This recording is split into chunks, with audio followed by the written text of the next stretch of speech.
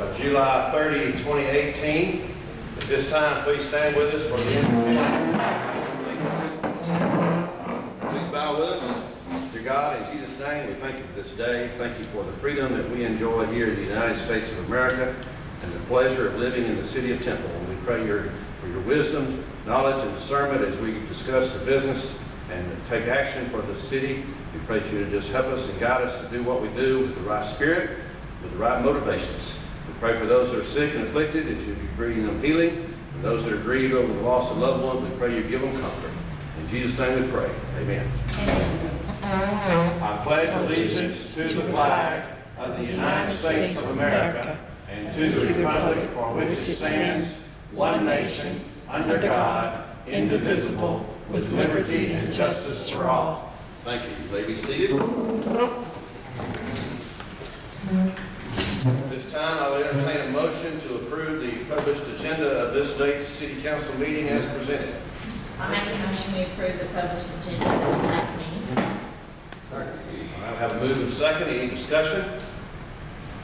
All in favor, let it be known by saying aye. Aye. Any opposed, the same sign. All right, new business, item number 1, conduct a hearing concerning the continuing absence from the job of City of Temple Public Works Department employee Jason Thompson. At this time, I'll call on Mr. Mike McRae, our city attorney, to explain the way this meeting will be conducted. Thank you, Mayor. Unfortunately, Mr. Thompson was arrested and has been absent from work for a period of time.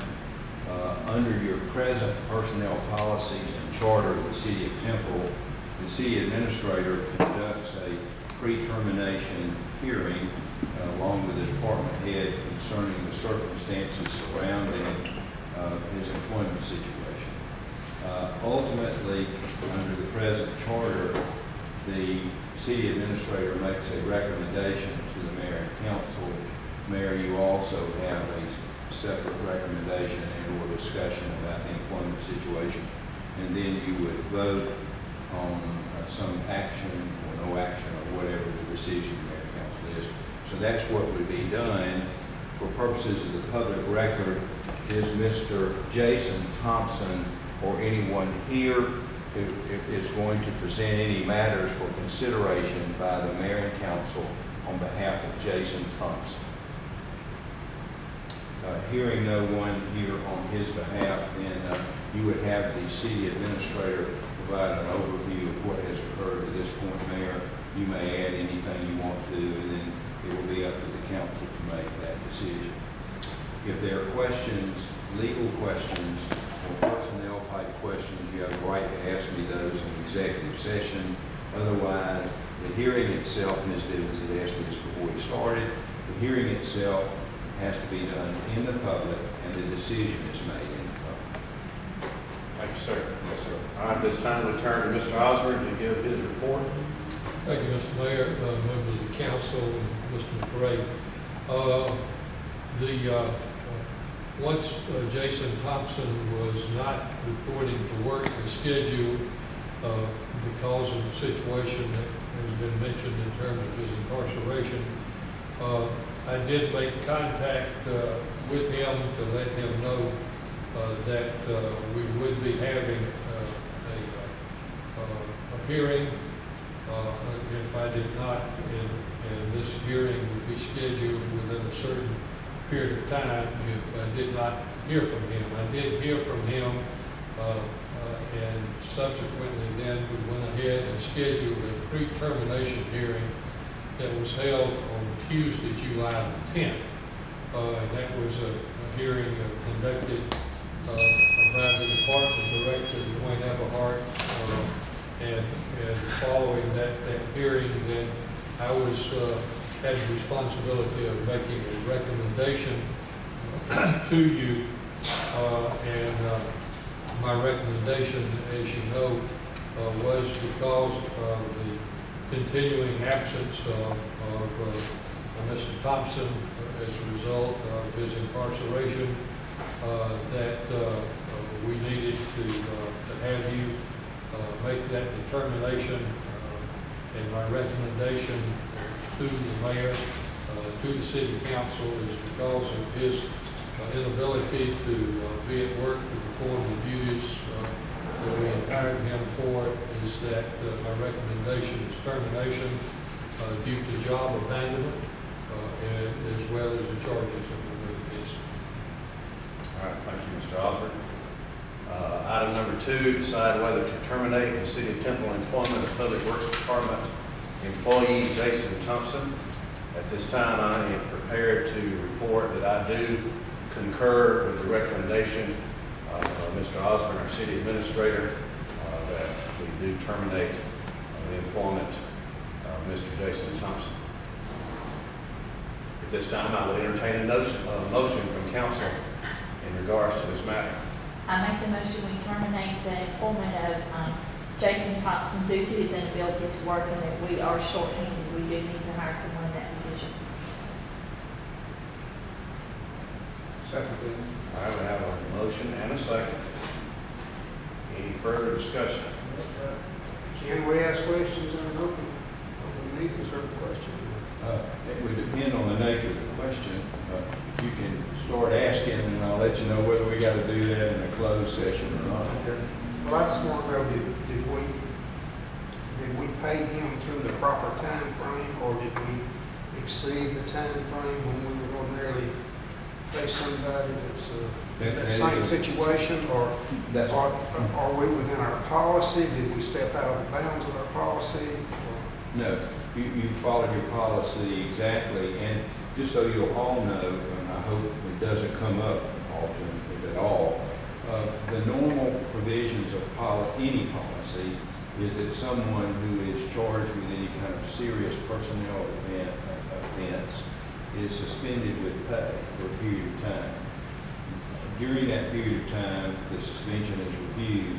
Anyone who has an adverse employment situation of any form in a government type setting has the right to a pre-termination or pre-final decision being made concerning that employment issue, especially if that causes them to potentially lose their job or be suspended for a period of time or have other adverse personnel action that would be considered affecting their property interests, not interests such as a reprimand or something of this nature, but a suspension or a termination.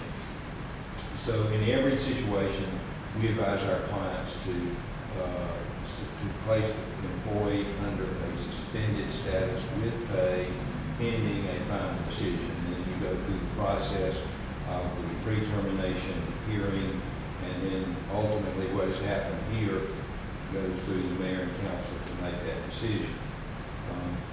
I want to, once we finish this, I want to talk to you a little bit more about doing it differently, as you've heard me express in the past. But for your present purposes, the answer is that the policy was followed. So we did the proper thing in going almost 90 days. I wish we didn't have to go that long, but we didn't. We might could have done it a little quicker. That was my question, my concern. I just don't want us to set precedents for, future termination or future problems of that nature. I totally agree. May I ask a question? Did we pay him all his vacation pay and his sick time? Or was he eligible for that sick time considering the circumstances he was in? We kept him on payroll through the date of the pre-termination period. So whatever annual leave he had accrued,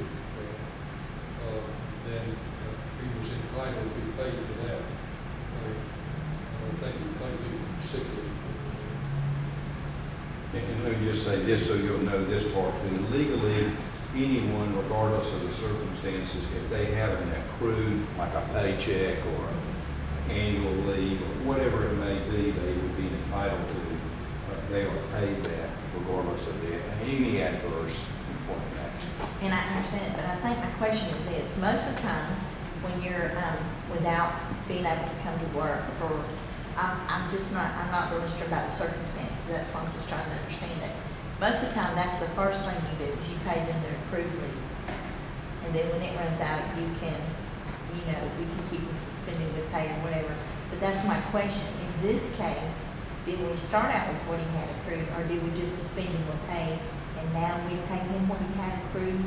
I'm trying to understand it. Yes, and the reason for that, and I'm sorry, I probably gave a poor No, lawyer that's fine. answer. That's fine.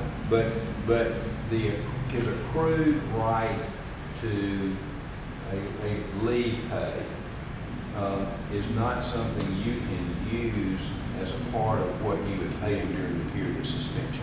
Does that make? Yes, that's exactly. Wish I'd said that the first time. Any other discussion? So do we have any, does he have any funds coming to him now, or is he up to? Christian, we paid him his accrued vacation day, Next time. so we would owe him his accrued Just vacation. a brief time, And of course, that's not much. I don't know what Jason may have taken, because he was here only a year. Right. And so, you're talking, if he had taken any time, a couple of weeks. All right, any other discussion? All right, we have a move by Councilwoman Bivens and a second by Councilman Walden. All in favor, let me know by saying aye. Aye. Any opposed, the same sign. Motion carries. Executive session is not needed. Any closing comments, council? All right, I will entertain a motion that we adjourn this special call meeting of the Temple City Council. Motion to adjourn. second. All in favor, let me know by saying aye. Aye. Any opposed, the same sign. All right, we are adjourned. So Yes, sir.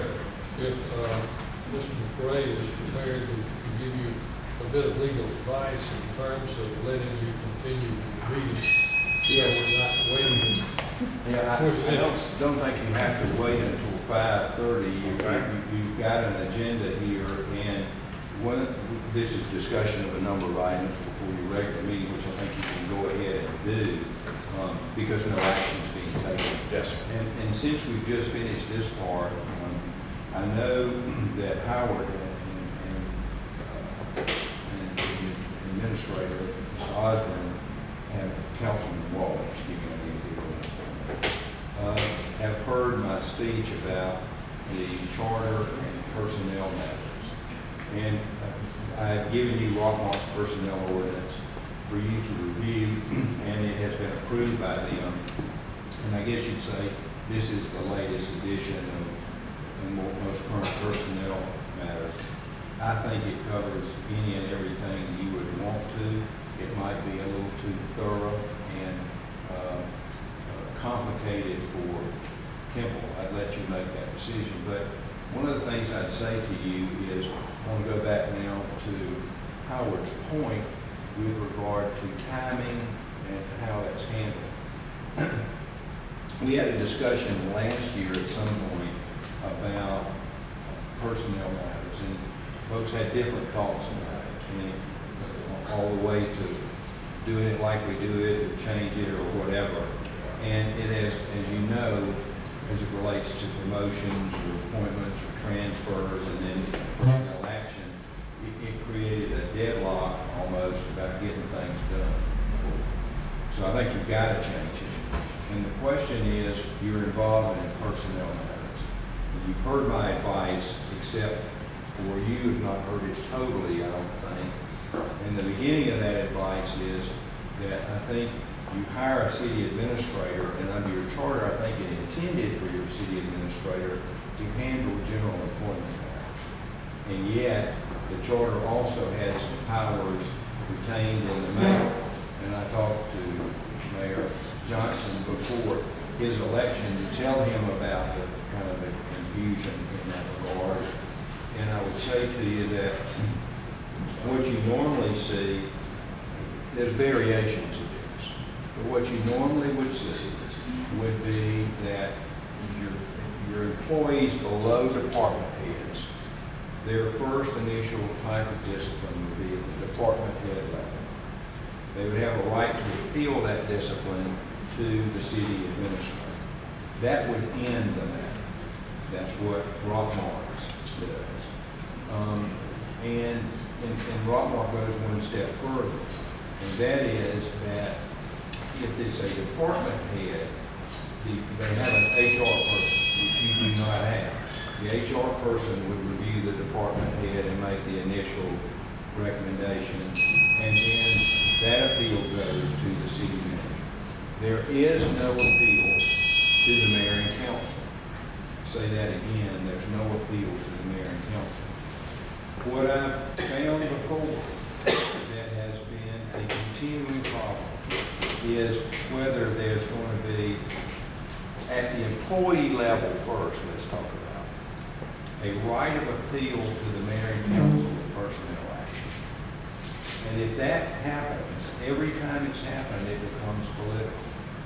Because what I've seen with somebody whose position officially get terminated or suspended for a long period of time, they pack this place with folks who are here who want to talk. And it's normally not about the circumstances that might be bad, but about the person, how good they are, and what a great person they are, and things of this nature, and to give them a second chance. And I've had those kind of hearings to go on, seems like forever, a long period of time, hearing that.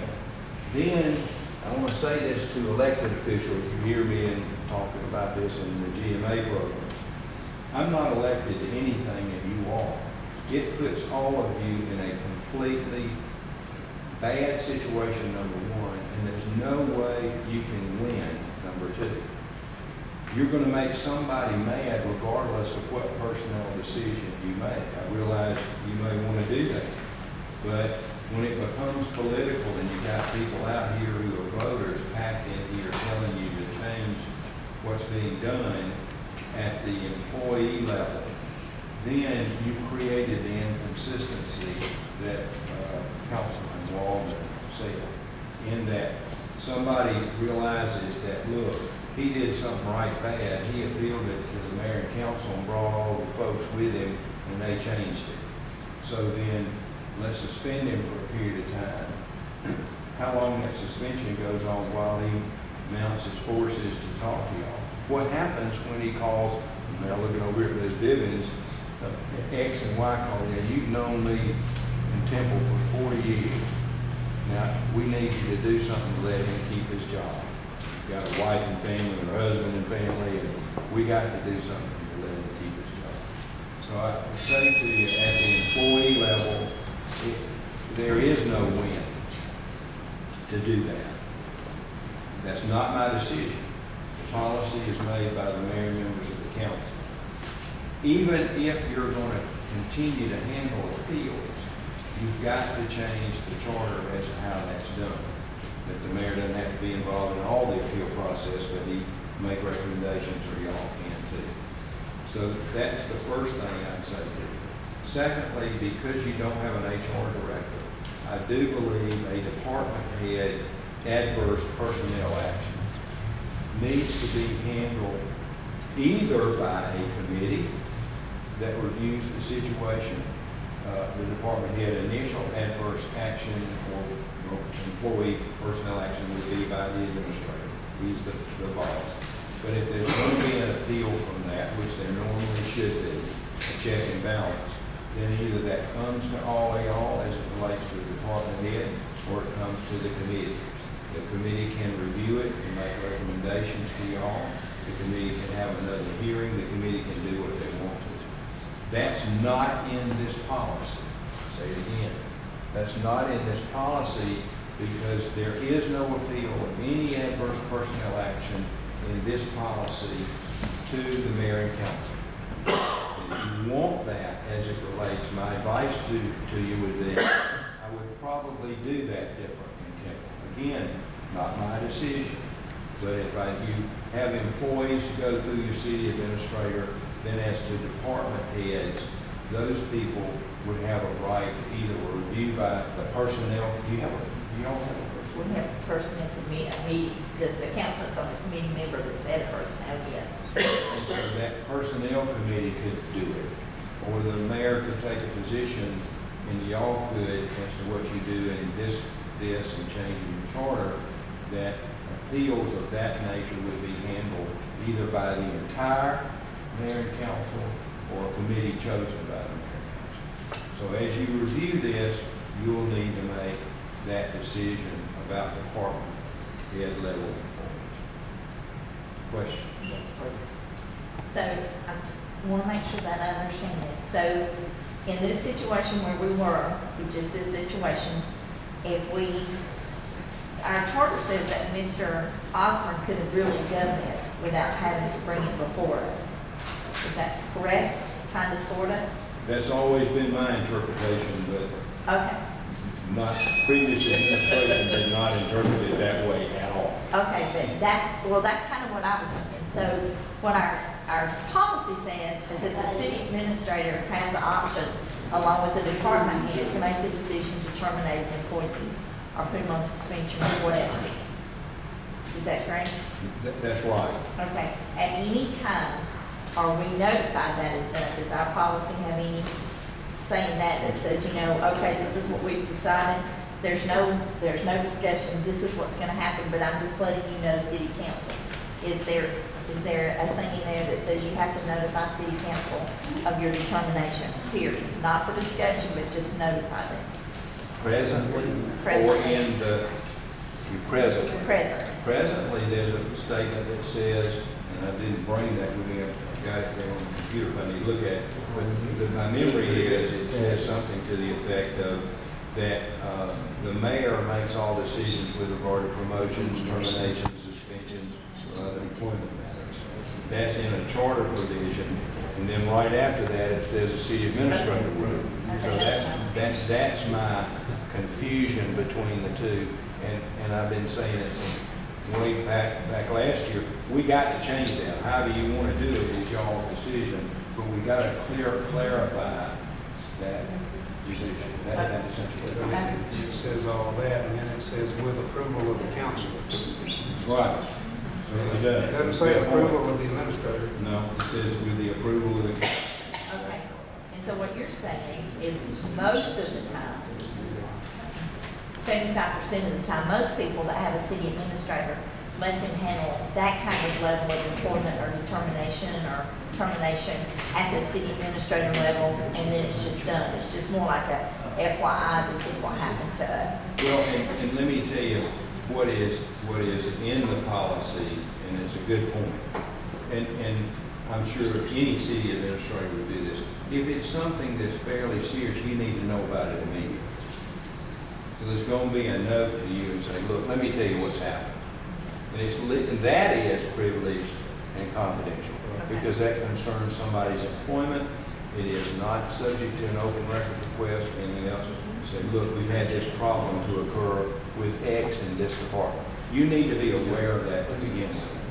And then either normally, what the policy would say is, then the department head says, I made Mr. Osborne aware of it, you're aware of it, then whatever action the department head would take, you need to be aware of.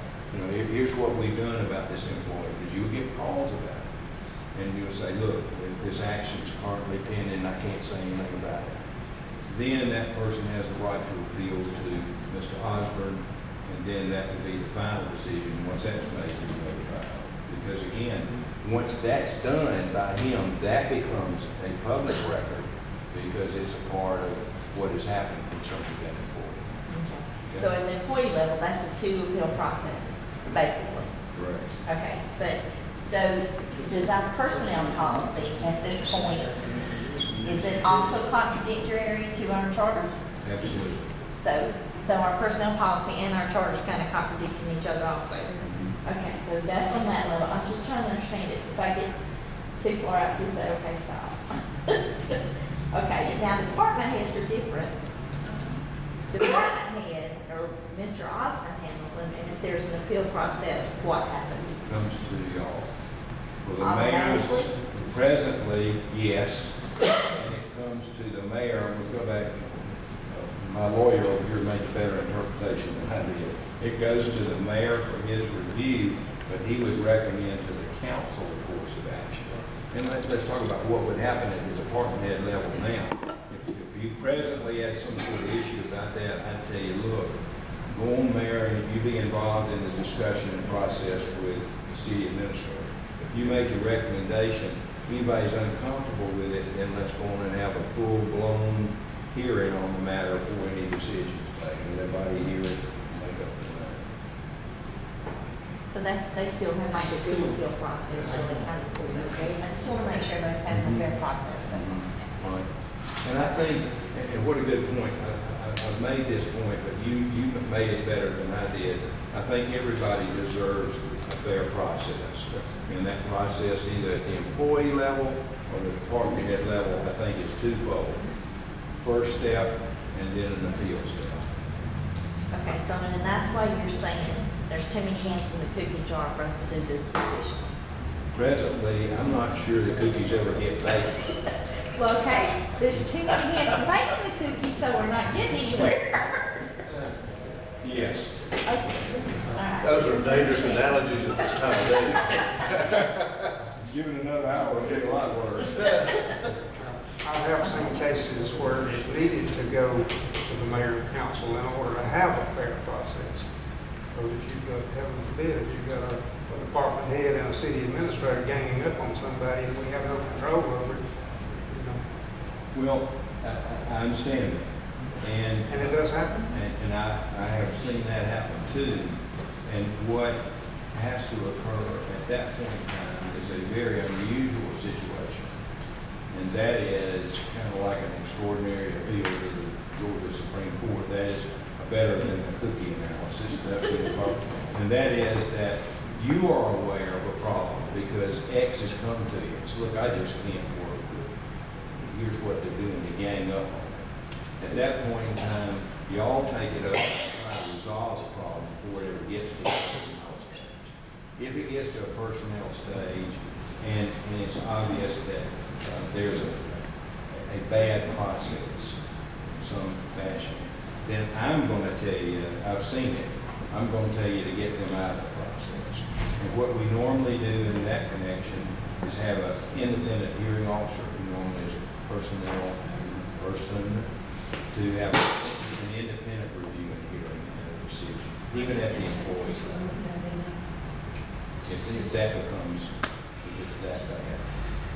Well, if it's something that, let's say, he was trained up and something was improper in the way it was done, even though he got terminated, he still has the process of going through the labor board, bringing all that information out. And But one of the problems about that is he's out of a job. I see. She, True, you know, right. the person's out of a job. Correct. And what you want to see is, and everybody's policy is, and I tell everybody this, if you got an employee that's got a problem, they first say, I got a problem with X. All right, here's what I want you to understand. I want to talk to you because we want you working for the city of Temple, and I'm an elected official, and I'm going to talk to you confidentially about this. But we got a chain of command. I'm going to take no action. I'm not going to do anything. You need to work this out at some level. But you have to have the understanding that there's a process we go through. As long as you got that understanding, I want you to talk to me. But the other thing you don't want to have happen is them coming to you. I'll be like my children used to be in school, whining around about something, thinking, well, I go to mom and tell you. Right. Not that any of y'all have seen something. I think we need to retain a certain amount of control because that's what the people expect when they elect us. Is to run the city. Well, Run the city. I think you're right, and I think the key factor there is what is that amount of control? And that's y'all's decision. So one more question, Mr. McRae, because I'm really trying hard to understand this. So you're saying, should it ever come out and try to take it out of, I mean, I guess you're saying kind of back out of it, like we don't have enough already to do. And you said, maybe, come up with a committee. Is that committee held to the same confidentiality things that we are when they're discussing our personnel? Good question, the answer is yes.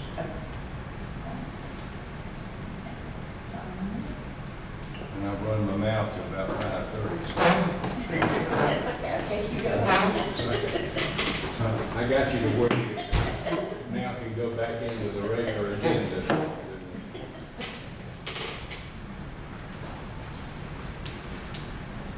All right, we're still in order. We've had our invocation and pledge of allegiance previously. So at this time, we can entertain a motion to approve the published agenda for this date city council committee meetings. I make a motion to approve the published agenda of tonight's council meeting. All right, I have a move and a second. All in favor, let me know by saying aye. Aye. Any opposed, the same sign. First area is Community Development Committee. Mr. Tom Wallace, please. Okay, first thing on the agenda there is staff report of June 17th City of Temple Planning Commission meeting, including the agenda items for the meeting, which were presented during the Monday, August 6th City Council meeting for public hearing and for City Council action. Mr. Osborne. I've given you a memo and just very briefly identified the items that you have coming up that will include public hearings as well as you're making a determination. Gave you the information that was advertised in the Times Georgian. Basically, we have an application from Harris, Leanne Harris, down on 47 West Highway 78. They have a little over 10 acres currently zoned R1, and they want approximately 1 acre of that to be general commercial. They're moving there with a decorative concrete business that they want to have adjacent to their home, and that will be before you. I will say that at the Planning Commission, and they did unanimously approve all of these requests, but there were questions concerning looking at load limit on Lakeview. But that's one item. Then we do have two situations with the request where property owners want to change the property line between two lots that they own. No change in zoning. One of those is a residential property owned by Howard Walden, Linda Walden. The other being a commercial property owned by Shelby Hagan. And that's what will be coming up at your meeting. When you get the workbook at the end of this week, it'll have more detailed information than what we have here. Just trying to keep in mind, Mr. Walden told me don't put the same information in both books. So we try to, this is a thick book, I will tell you, you probably need to bring it next Monday night, because we won't be repeating this. The other thing we did have the other night at the Planning Commission meeting was the request for the development plan for Burger King, and that was approved. That does not need to come to action. Having been approved by the Planning Commission. Any questions? I'll be glad to try to respond. Okay, no questions. So the second thing on the item is staff report on current activities to update the City of Temple's comprehensive plans, including July 26th vision session to obtain citizen input. Mr. Osborne. I'm giving you a little bit of information here. We did have last Thursday night, had a nice crowd, I thought, for the visioning session. Also had a meeting of your steering committee. We are kind of in the home stretch with this. We'll have 1 or 2 more meetings of the steering committee. What I've included as an attachment for you is just showing what we were looking at the top priorities and what we considered strengths and weaknesses and opportunities and threats. And we're still working on the comprehensive plan, and it will be something for you to be taking a look at within just a few weeks. Again, if there are questions, I'd be glad to try to answer. Okay, number 3, report from the City Special Event Committee concerning preparation for Founder's Day. Ms. Etheridge. So as y'all know, the mayor appointed a committee of citizens for the special events committee to take care of all the different events throughout the year. Right now, their main focus, of course, is working on Founder's Day, which is going to be on Saturday, September 23rd. We have a great group of, September 22nd, sorry. We have a great group of citizens who have volunteered to be on this committee, and they're really committed to making it a successful event.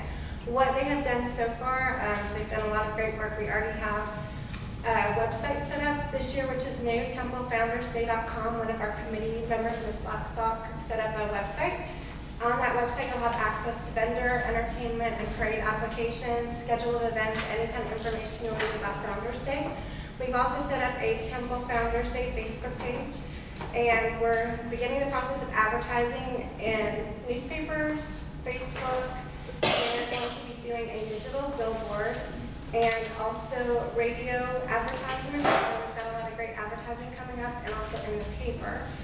I know that last Friday, Ms. Johnson and Ms. Shackelford started going out to talk to local businesses, looking for sponsors, and also to help get the word out about Founders Day. And I know they were successful on their first day. Ms. Johnson, I know that y'all said you had a really nice donation from KRG, and I'm sure there'll be more donations coming forward.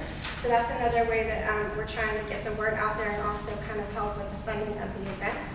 And so we're looking for vendors, entertainment, and parade participants. So if anyone knows anyone that's interested, we're also going to need volunteers.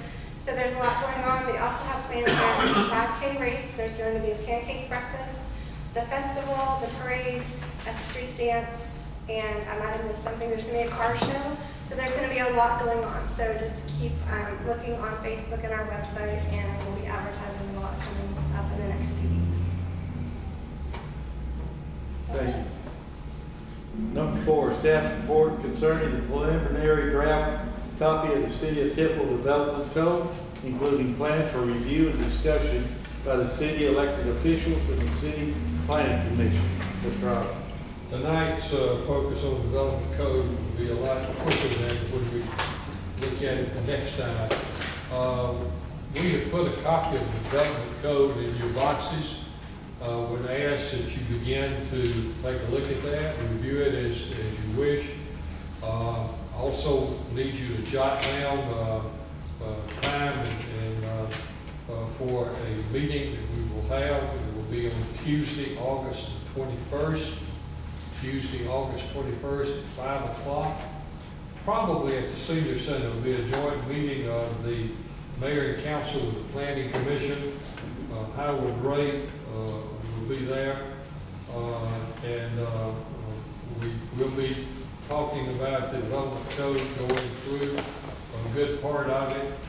The memo that I've given you simply tried to hit a couple of highlights, and of course you've got the draft copy. This was a high priority for the city of Temple for this year. Temple has never had a development code, created problems for us probably down through the years since we don't have one. And you can look at the subject matter, and you can look at what we've given you to see. And in addition to that, as I point out on the second page, said in conclusion, let me note that Mr. Ray has notified me that he is working to obtain, quote, code information, close quote, from the Douglas County Water and Sewer Authority pertaining to water, sewer, and stormwater. Mr. Ray says this information will be added to the document that we have placed in your respective trays at City Hall. But we are taking a comprehensive approach to looking at what we need on development code. And so please be prepared on Tuesday, August the 21st, to spend about 3 hours digging into it. The questions, be glad to try to respond. Okay, number 5, report on the July 23rd meeting by the City of Temple Mayor and City Administrator with new Vice President of Economic Development for Carroll Tomorrow and for the Carroll County Chamber of Commerce with a focus on Temple area. Mayor Johnson. Yes, I'd like to report, we did have Daniel Jackson, the President of the Chamber of Commerce, and the new Vice President of Economic Development for Carroll Tomorrow, Mr. J.R. Charles, visit with us. And just to summarize, and Mr. Oliver can fill in any blank spots I may leave open, but to summarize, they just reminded us and brought to our attention that the Temple area is viewed very favorably, and that they are very conscious and very alert for opportunities to develop the areas in our industrial park that are still available. They identified the size of the areas and the capabilities of those areas. They also reported that on the other side, on the west side of 113, on West Loop Road, they're looking at property and trying to work out arrangements to buy additional properties there for business use. The discussion would be on our part whether we would want that area to be developed into industrial sites, or if we want it to be more business sites, for example, a hotel, a motel in that area. But nevertheless, they emphasized repeatedly that with those folks involved in those kinds of things and trying to recruit those types of businesses and industry to our area, that we have a lot of positives for us, and we also they have a very positive attitude toward us in reaching out to these people and recruiting them to do this. And if you want to add in that, please do. The only comment I would add is, of course, J.R. Charles is new and brings some good experience from several places. And I've been very pleased since I've been here in Carroll County with the cooperation that I see at the county level and the chamber with the Countywide Development Authority on working with municipalities. So we need to take advantage of our location on I-20 and everything. And as Mr. Jackson mentioned, our little industrial park is getting more and more play with the County Development Authority. And in a sense, we might say we're next up to that. Villa Rica has used a lot of their available space for industrial growth. Douglasville, Douglas County is about out of space for a lot of, and so we're next in line. We just need to be prepared for it. And part of it, frankly, is making sure that we look at that area south of I-20, as the mayor had mentioned, the combination of industrial and commercial, and we don't have 2 or 3 small subdivisions go in that really creates a problem in the future. And that means working with the county commission, since that's an incorporated area at this time. But I was encouraged with our meeting, and like I say, I think we've got a good situation here, which I want to nurture, and which is one reason I try to keep involved with the chamber in some of its activities, so we'll have always some knowledge of what's going on. That's my report, the mayor's report, I think, unless there's some questions. Right now, the county has complete control of what goes in over there. Well, they're looking at the way they are, I wish we had control as it being city property. Hopefully eventually we annex some of it in the city. And I think that will be key, and thus far, what we've seen, the county has not been adverse to that, which is very different to what I was accustomed to in Douglas County. But anyway, it's there's some challenges out there for us. That's another discussion for another day. All right. That concludes community development. All right, thank you, sir. Next is Budget and Finance Committee. Chairperson is Councilwoman Taryn Bivens. Yes, sir. Is Mr. Camp here? Yes, he's in. I think we're going to start out with a report from Mr. Camp, as you can see on your agenda.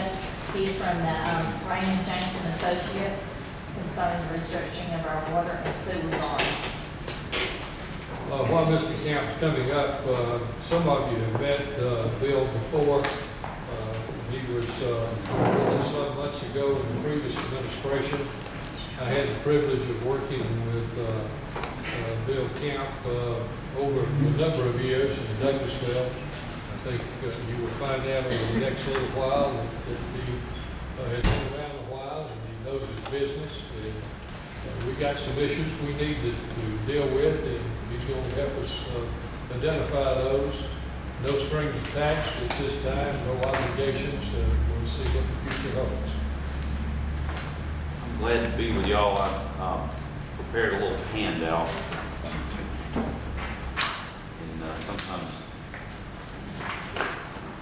sometimes I get a little bit too in the weeds, and if I do so, y'all stop me. I'm here to try to be of assistance to you. I work for a company called Raymond James, and our area, my area within the firm is public finance. In other words, financing and refinancing debt for cities and counties and authorities. And I work just in Georgia. And we have been talking about the 2010 bonds for some time. And if you would, let's start on page 2.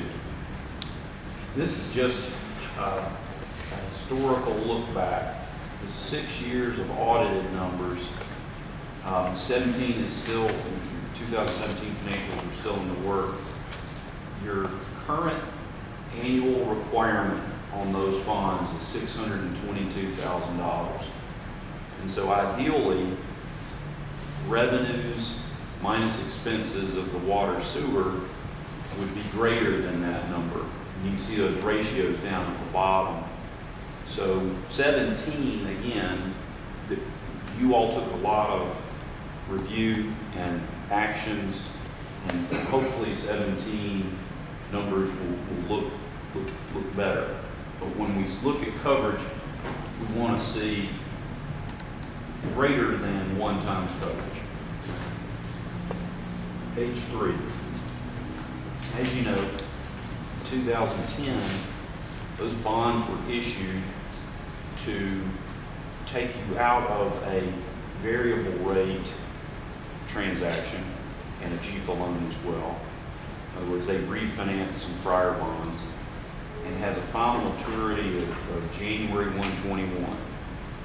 And you notice there that that's a larger amount. We call that a bullet maturity.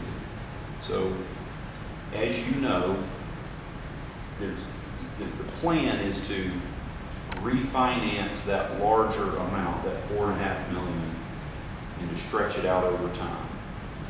Your debt, you have the option to pay it off at any time, but there's a penalty associated with that. So when I first started talking with you all, and specifically with Mr. Osborne, the penalty outweighed any benefit that I could see waiting. So at that time, just said, hold tight, and we'll see if anything changes. The question still faces you. Do you wait and do something in late 2020 or sometime before then? Page 4. All right, this is complicated, but it's a picture. Sometimes a picture does better than 1,000 words.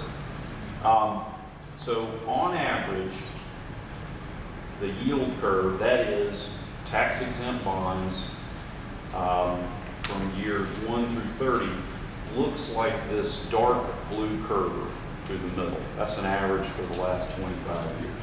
The gray curve is where we were in November of 16. I'm sorry, I'll take that back. January of November of 17. So what happened in November 17? We had some tax reform, and if you remember, corporate tax rates went down. They pay less in taxes. That includes banks. And so what we have seen is, although everybody sitting around this table, individuals, our taxes are still at the same level. Corporations, including banks and insurance companies, tax-exempt income matters less to them.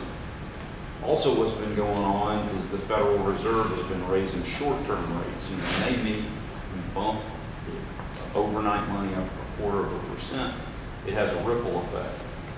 So what we've seen is now we're where the red curve is, right? what you've seen is short-term rates have come up some. Long-term rates really hadn't moved very much. And you say, well, that doesn't sound good for us. That make-whole penalty that the bank has on that 2010 bond issue, their make-whole is if you paid them off early, what could they do to put the money to work and be, I guess, without penalty? You know, they get the full benefit of that money. So we're looking at what has happened. They're looking at a 2021 maturity. It's about 2 years, 2.5 years from now. Rates have gone up. So the benefit from short-term rates going up is that penalty doesn't look so bad as it once did, say 2 years ago. So last Friday, we've been looking at this. This has been an event that's been happening, but the most current review of this situation came last Friday. They've given you all an indication of where that payoff would happen.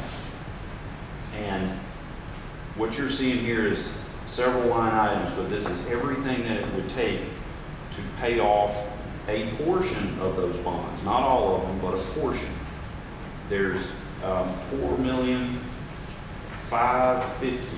which would mature on 2021. And the bond issue that you're looking at would take and pay off $4,090,000. So your system revenues would make a regular payment. Now look at page 6. We take the new bond issue and start maturing it in 22 and beyond. Okay? So in other words, you've been making your regular payments, you'll continue to make regular payments and then refinance or restructure and extend out about $4.1 million. You can see there, the current rate on your bond is 370. And yes, we would be extending out over time, but the all-in cost, that's the cost of issuance, interest rate, et cetera, is 319, estimated 319 for final maturity of 2029. Okay? Look over at the far right-hand column. You go from about $620 some odd thousand a year down to $600. All right. Now, page 7. You're going to the trouble of refinancing a bond. I forgot one pretty key thing. Let me restate something or elaborate on something. I know that there has been discussion of using sales tax for local dollars to help pay off some of that bond, and you can do that. But these numbers that you're looking at are kind of a max case scenario. In other words, that the bond is doing everything and you're not using any of your money. Squats, Yes, sir. So not sales tax, not local. I'm sorry. Yeah. Capital, yes, sir. What I mean is, if you use some of your SPOS money, these numbers get smaller. This bond issue is better, less interest, less of a principal amount.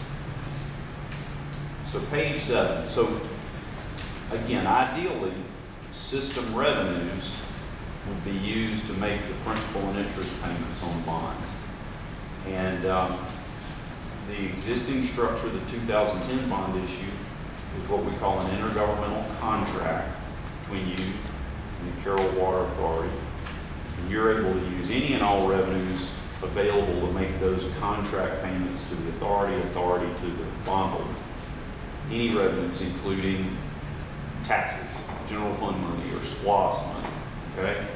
So this, you would have the same structure legally, but as you know, my advice as a business decision is I'd like for you to look at payments that you can afford out of water sewer so that you don't have to necessarily transfer money from other sources. Okay? And first off, keeping it short is fine. And the interest expense will be the least. But I wanted to show you some other options with the first column, final maturity 2029, that's what you saw before. Second column, with a final maturity just 2 years longer of 3031, you go from $600,000 a year to $500,000 a year. And then on the far right-hand side, if we extend it out to 2035, the debt's less than $400,000 a year. And I'm including this all-in cost number because I want you to see that, yes, we're going out further, but on an interest rate level, there's not a whole lot of difference between keeping it to 2029 or going out to 35. And generally speaking, you know, bonds normally are sold with a provision to be paid off with no penalty at the 10-year mark. So if we had excess revenues, or if you wanted to use SPLOST in the future, you hem that money up and pay those bonds off early. I think it's worth considering having a bond issue that leaves some options on the table, doesn't force your hand on those larger payments. But again, I work for you. That's one guy's opinion. All right, so page 8, just an intro, page 9. So the question is, should we go on and do it now, or should we wait until 2020? And if we don't assume any change in interest rates, it would be better to wait until 2020 because of that penalty, that premium that we have to pay. And the bond issue would be a little shorter, it would be 2 years, be shorter down the yield curve. So math-wise, if nothing changes, in fact, it would be better to wait until late 2020. However, if interest rates go up 0.1%, then it would have been better to go ahead and do it now. And if you went back and looked at the yield curve page 4, the red curve where we are now shows short-term rates and long-term rates not having a whole lot of difference. And you can see, usually what happens is long-term rates will come up and you have this sort of natural-looking curve. We have what we call a flat yield curve right here. And that doesn't, historically speaking, and just economics-wise, that doesn't last. That's not usual. And so anybody that tells you they know what rates are going to do in the next 2 years is lying to you. But I think rates are going up.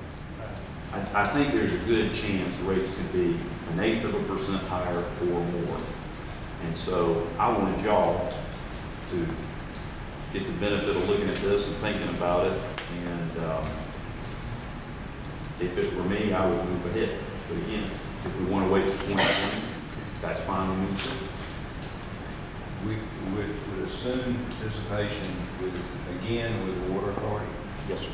I think that's a pretty good, kind of replicates what the GFA loan was, in fact. And tell me your thoughts about pricing if the city decided to do it on its own without. A water sewer revenue. Well, that would, yes, sir. My understanding is that the water authority, the Carroll County Water Authority also guaranteed that they did. They were a pass-through. In other words, they have the powers to do water sewer projects in Carroll County. And so refinancing projects that water sewer projects that you had done, they were the conduit, and the city had an intergovernmental contract with Carroll County. Sure, but they never guaranteed any portion of the debt. I hadn't looked back at that bill, you can answer. Yes, sir, I've got a copy of that old bond resolution. What's the guarantee here is water sewer revenues and any other revenues of the city, general fund dollars. Sure. So there wasn't a. Yeah, okay, so that was a separate guarantee from the separate revenue stream if you didn't. That's right, a backup, yes, sir. Which has been necessary. Yeah, oh, sure, I get it, yeah, in the last few years. So now, is there, in the use of the funds, let's go back to page 5, is there anything being paid to Carroll County as pass-through? No issue with fee. They would, I have not had any communication with them, but they didn't have a fee in that prior. Right. Sure, no, I was just asking. Yeah. And you see this is not, y'all weren't trailblazers, this wasn't an unusual type financing. Again, GFA, same thing, they made a loan to you once upon a time. The city had an intergovernmental contract with the authority. And so the plan was to use water sewer, but it legally was, the backstop was eating all revenues of the city. Again, on page 5, to the extent that we come out, y'all come out of pocket with SPLOST or anything, then the bond issue gets smaller and payments are smaller as well. Just like paying down on your house. Yeah, that's right. That's exactly right. But there's still a penalty if we pay more than what we have agreed to pay monthly or yearly. If we pay them all, yes, ma'am. You have a fixed debt service schedule with them. Every 6 months, you pay them fixed rate of interest of $370 and those principal reduction payments. If y'all want to wait till closer to January 1, 21, on October 2nd, we close the bond issue. And we would be within 90 days, so you can actually just fund an escrow for tax purposes, a current refunding of a 21 payment. This is a current refunding of a portion of the bonds, but tax-wise, that gets us around having to pay them that penalty. But we would have to wait until 2020, October. We'd have to wait to within the 90 days of the refinancing to do that. And then we don't know what rates are What going the- it's gonna be. to, don't know. Could be lower. But the Could be indication higher. today, it's more than likely it's gonna be high. If you look at what rates have done recently, Right. and really over the last couple of years, and you just, we're not at the low water mark, but rates are still historically very low. And the economy has improved quite a bit. We have seen short-term rates move up quite a bit in the last 6 months. And usually what happens is long-term rates are slow to react, but when they do, they're more costly to you than that short-term rate is, because you got more principal. Your average life is 7, 8, 10 years, right? So I worry more about what yields are on the long-term bond issue than that short-term penalty. And I know that penalty is not, I don't like paying it to them, and it is a lot of money, but I think you're better off to go ahead and bite the bullet, so to speak. Tell us on page 5 how you computed what the penalty would be, I asked the bank, and they told me, yep, which which figure? $89,000 where that star is. And that's a lot for $4,090,000. That's a big number. It is. But again, if you go to that page where we show savings and loss,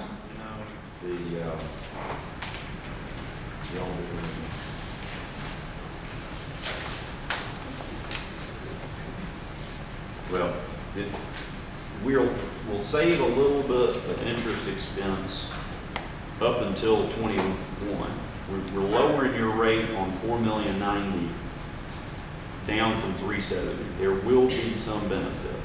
But again, I know that if we did wait, if you look at page 9, if you did wait, the bond issue, all things being considered, would be a little bit smaller because we're not paying that penalty. But remember, with principal and interest payments, we're not just looking at the principal amount, but also what is the interest expense. And so we project, we won't know what was better to do until we get to 2020. But just assuming all things stay the same and rates don't move at all, we'd save some money in those initial years. Not big money, but some money, a lower increase. Yes, sir. If we make the decision to go ahead, what kind of time frame are you looking at from Yes, from sir. the time we say, yeah, or if we vote to do it, Yes, sir. till the time that the money is available, or you can be approved for it? On page 10, I put together a very preliminary timetable. I will tell you that 2 months is about what it takes. My advice about this transaction is to do a publicly offered rated bond issue. I don't like one more than the other, but what I do like about public issues is banks, other corporate entities don't have as much value on tax exempt income as they used to. Private placements, generally speaking, are done with banks. They're just not paying what they used to for tax exempt bonds. So we get into a publicly offered bond issue of a much wider range of potential investors, including people. My tax rate's the same as it was again last year. So tax exempt income for people is still, they are willing to pay you a higher price, take a lower yield for bonds than do private placement market bonds. It would still be strictly a revenue bond, though. It would be a revenue bond of Carroll County Water Authority.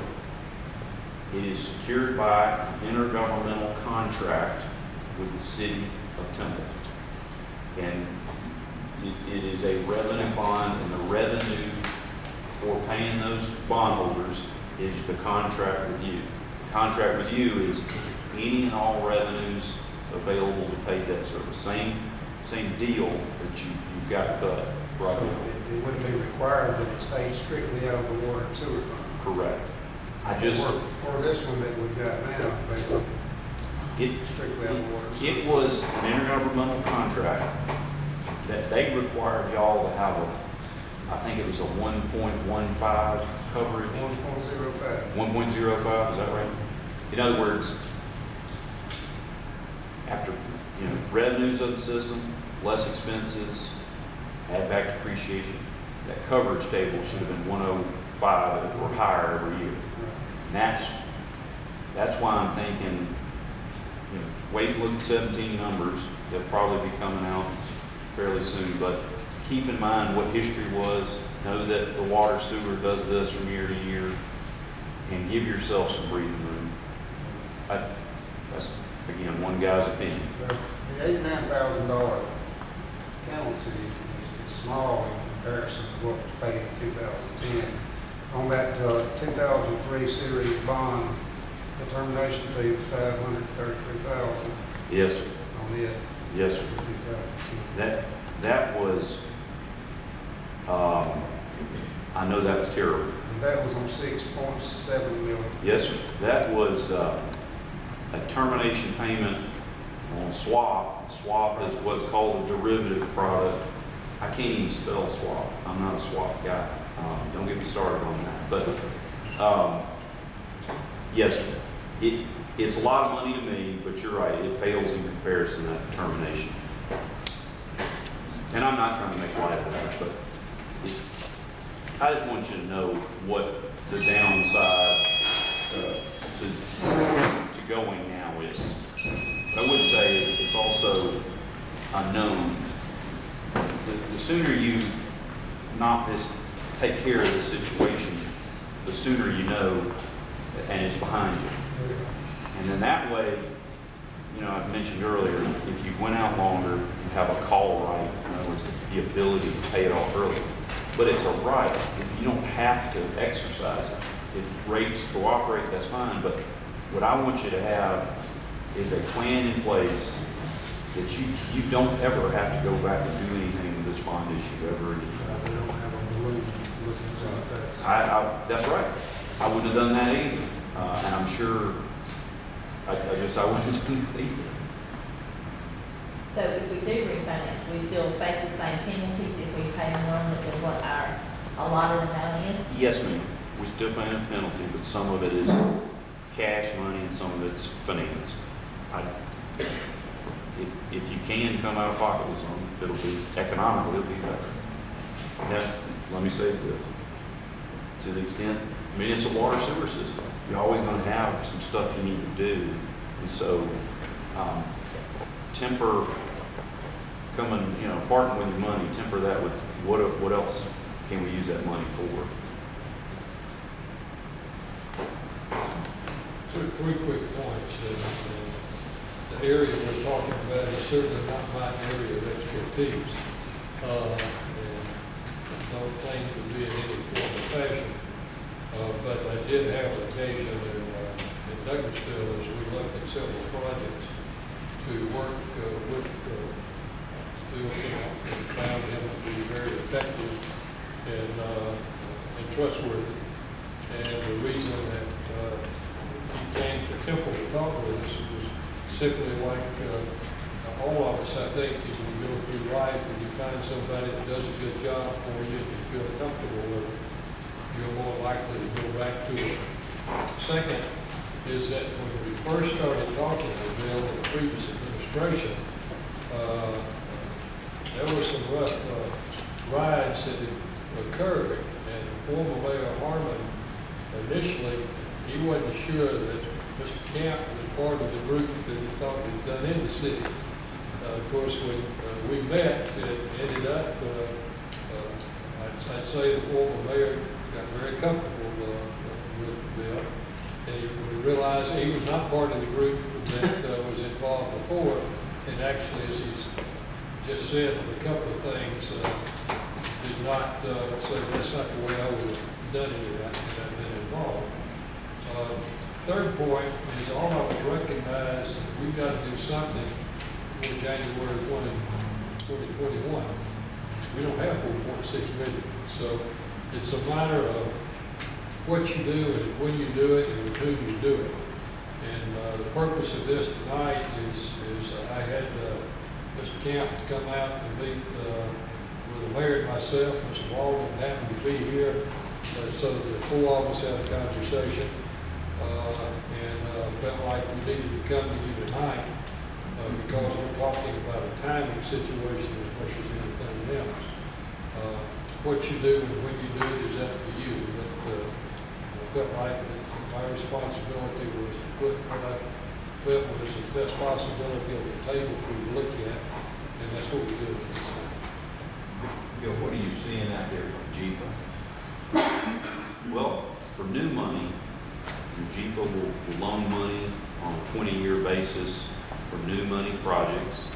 And the last time I looked, it was definitely in the 2% range for 20-year money, like 250 or 260. I can research that further. Call it 2 5/8, but 20-year money for less than 3%. They won't do refunds. So you're not seeing them doing any refi, that was really what I was going to. You're not seeing them do this. No, sir. It's not. They're charged with providing expansion and doing clean water and all, and that's all good stuff. It's just Right. for this situation, it doesn't quite fit.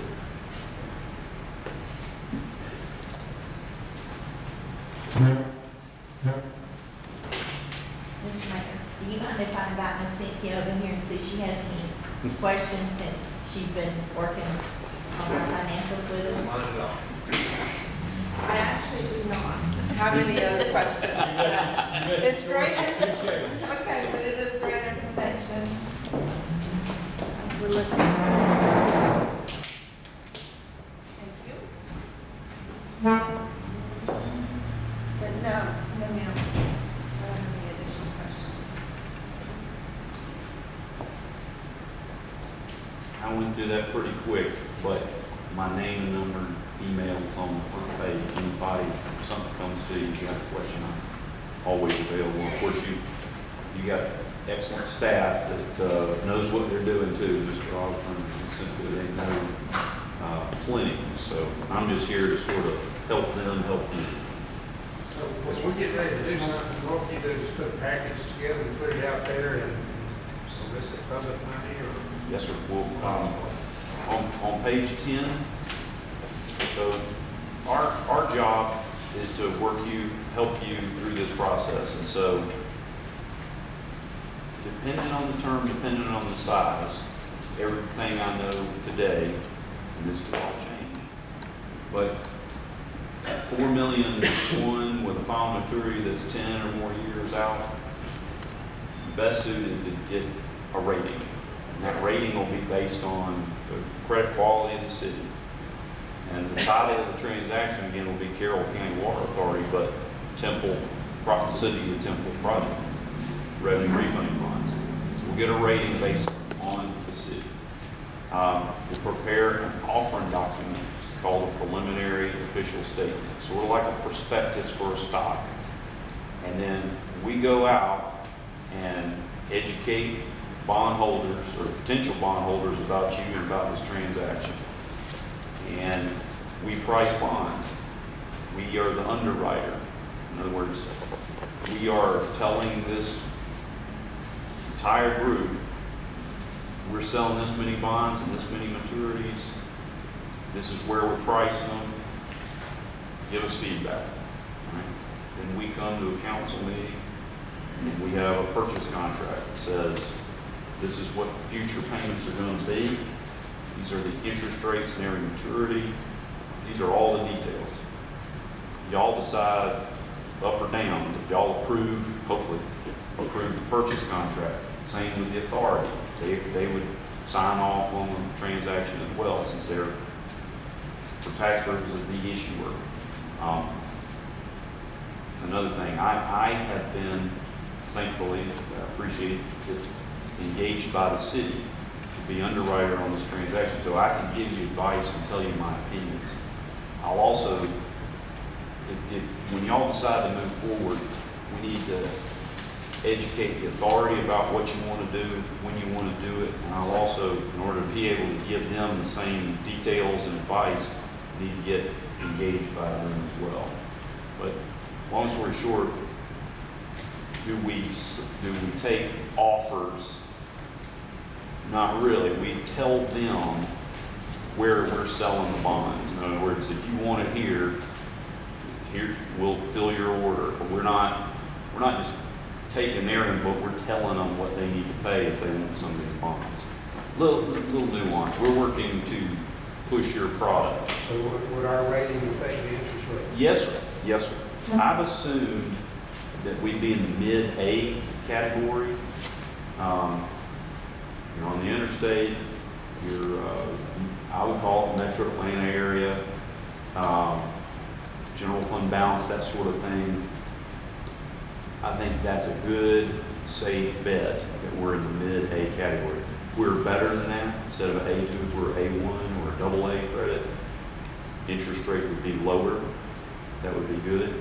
If we're lower than A2, yield would be a little higher. But I'm betting I'm right. Mid-A, I think that's a safe bet. Okay, can we get a rating without committing to anything? When we go talk to the rating service, they make us, they make us commit to them, and we owe them a fee. The city owes them a fee, whether we decide to do it or not. So we need to just do that last. Let me put it that way. We want to make sure that everything's still looking good, that y'all are comfortable with debt service projections before we go talk to a rating service. That's my advice. Just out there, if we get something around the end of 18 or starting soon, we could amortize it through, 2028? You could do, yes, sir. You could do it through, the shortest scenario I showed you, it matured January 1 of 29, which is, revenues that you collect in 28 would be paid off in 29. Sorry, 29. The bond that we have now was amortized through 2028. Yes, sir. With the balloons. Yes, sir. You have, as a council, flexibility on how you want your payments to look, what final maturity you want. And I would just strongly advise you to look at history of what the system's bringing in and make sure you're comfortable with revenues available to pay whatever debt service y'all decide on.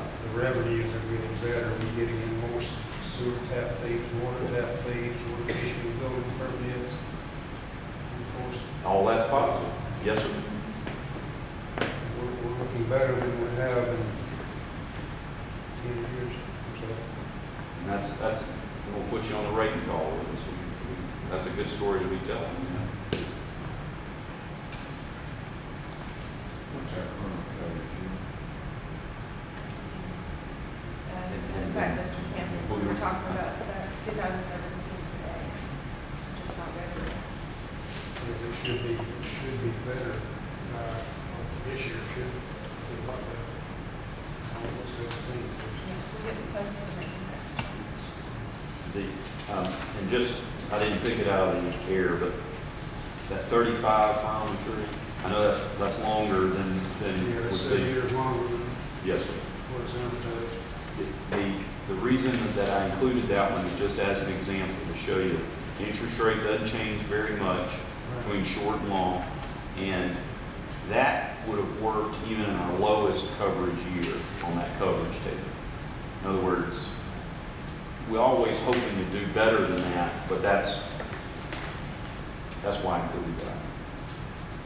And to the extent that you, as a policy, we wouldn't commit this to bondholders, but as a policy, if you decided there was any flexibility to go out longer, you could decide as a policy, when we have some cushion every year, set that money aside and pay off some of the debt early.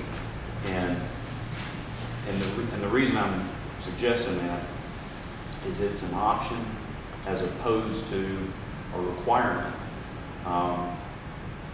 That with this intergovernmental contract, you could use some SPLOST money in a year or other dollars to help water, sewer, tote the debt service.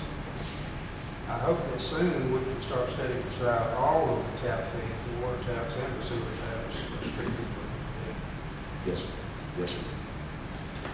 And with water sewer systems, if you run them, I don't want to say fat, but if you run them with enough cushion, now I'm a debt guy, so this is a burst of my interest, but you hem up enough money, you don't ever have to go back to GFO or bond market, or you got your own cash to do some stuff.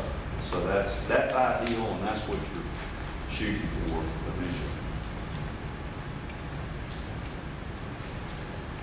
Yes, sir. That's it. Anything else you want?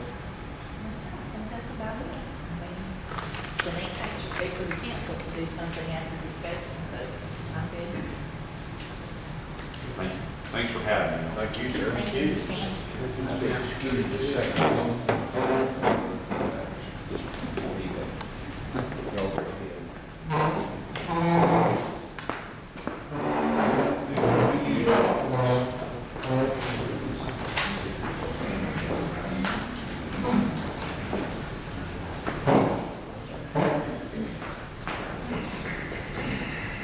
Okay, so our next one is a series of budget finance reports, including the balances in the bank, the debt service, capital projects, our budget, SPLOST, our fiscal year 2018, mid-year budget amendments, and certain purchases. Under your first tab for finance, you'll find a chart for the current state of the investments. So I just want to give you a quick update because we did just get finished reinvesting a general fund CD at Synovus or Bank of North Georgia for $42,793. That reinvestment was at a 2.4% interest rate with a maturity date of 7/21/2020. The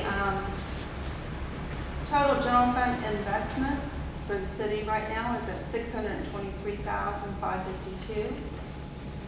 Restricted water investment funds is at $503,195. We'll be coming back in the October committee meeting to discuss the reinvestment of the CD at United Community Bank for the general fund.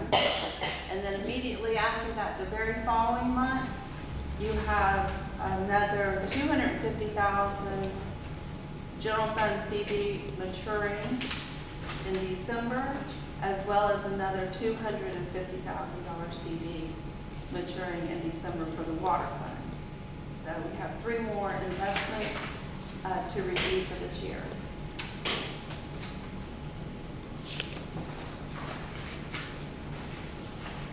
Any questions on investments? You've got dates there to, you're gonna remind us. Yes, sir. I'll be reminded. Very good. All right, the next chart under this tab is just the current balance of bank accounts, the general operating fund, and I did take these figures as of the last formal bank statement we have received. The general fund and payroll fund, $1.18 million. And I did note over to the right, in July, we did transfer 2 deposits from SPLOST 2015 and corrected those deposits. So that did affect the balance on the general fund. So as of July 23rd, it was at $1.009 million. So that's been accounted for in our financial software as well as at the bank. Special purpose funds, you'll see we have the Veterans Memorial Fund, your debt service fund, state seizure, federal seizure, and shock of the top funds. You can see the balances there. Under our SPLOST funds, we have started receiving payments on the T-SPLOST 2 fund with Haralson County. The balance is at $665.28. The 1998 SPLOST is finished. It is at a 0 balance and that bank account has been closed. 2008 SPLOST, we're at $65,940 and that money has been committed to recreation department projects. And then the 2015 SPLOST is at $1.15 million. And I have another presentation on that that will go into a little more depth. Water department balance is at $1.6 million, and we have some more discussion on that also. And of course, you have your money market account at the Bank of the Ozarks at $204,369. The next chart under the finance tab is, I need to revisit the purchase of the police vehicles that you approved at the last council meeting. Chief did go to make that purchase, and unfortunately, the inventory for the 2018 Ford Explorer was gone. That's how fast those vehicles went. So the gentleman from Allen Vigil Ford replaced those 2 vehicles with 2019 Ford Explorers and discounted them from $28,819 down to $28,270 each. So not only did he replace them with the 2019 model, he did discount each of the vehicles. The vote was to not exceed $85,000, and that includes the purchase of the vehicle as well as all of the outfitting for a police car. And I recommend that purchase not to exceed $85,000 stays the same. We just need to make a vote that we change the year on those Ford Explorers, really is what we need to do to make sure that we all stay within the guidelines of our voting. Because we probably specified. 17, 2018, yes. So if we put down the agenda, please. Oh, real quick, but it would definitely be the best thing to do.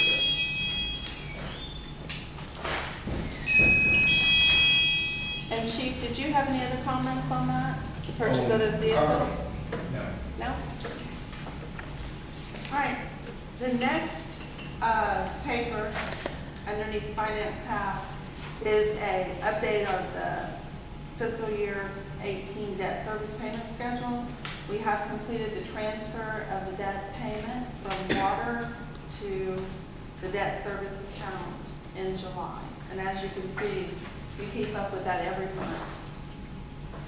At the bottom, I did want to note, we talked about this at the committee meeting for the last couple of months, and now I'd like for you to consider moving this money. On July 31st of 2017, SPOS funds that had been budgeted for the specific purpose of debt repayment in the amount of $622,550 was transferred to the water fund. And I would like to recommend at this time that at the August 6th meeting, that you consider a vote to move that specific amount of money from the water fund to the debt fund, where it was intended to be.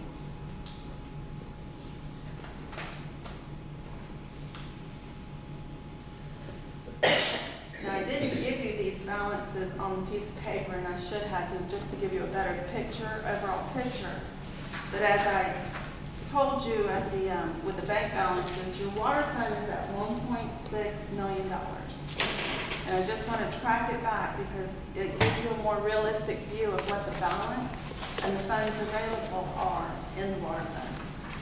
1.6 million, first of all, we need to take off the 322,000 that we have committed to the water meter replacement program.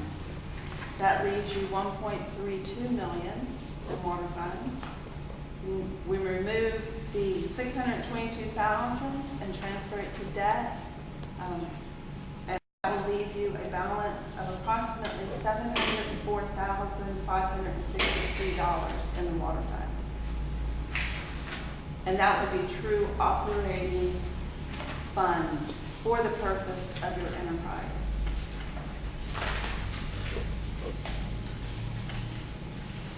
Does anyone have any questions?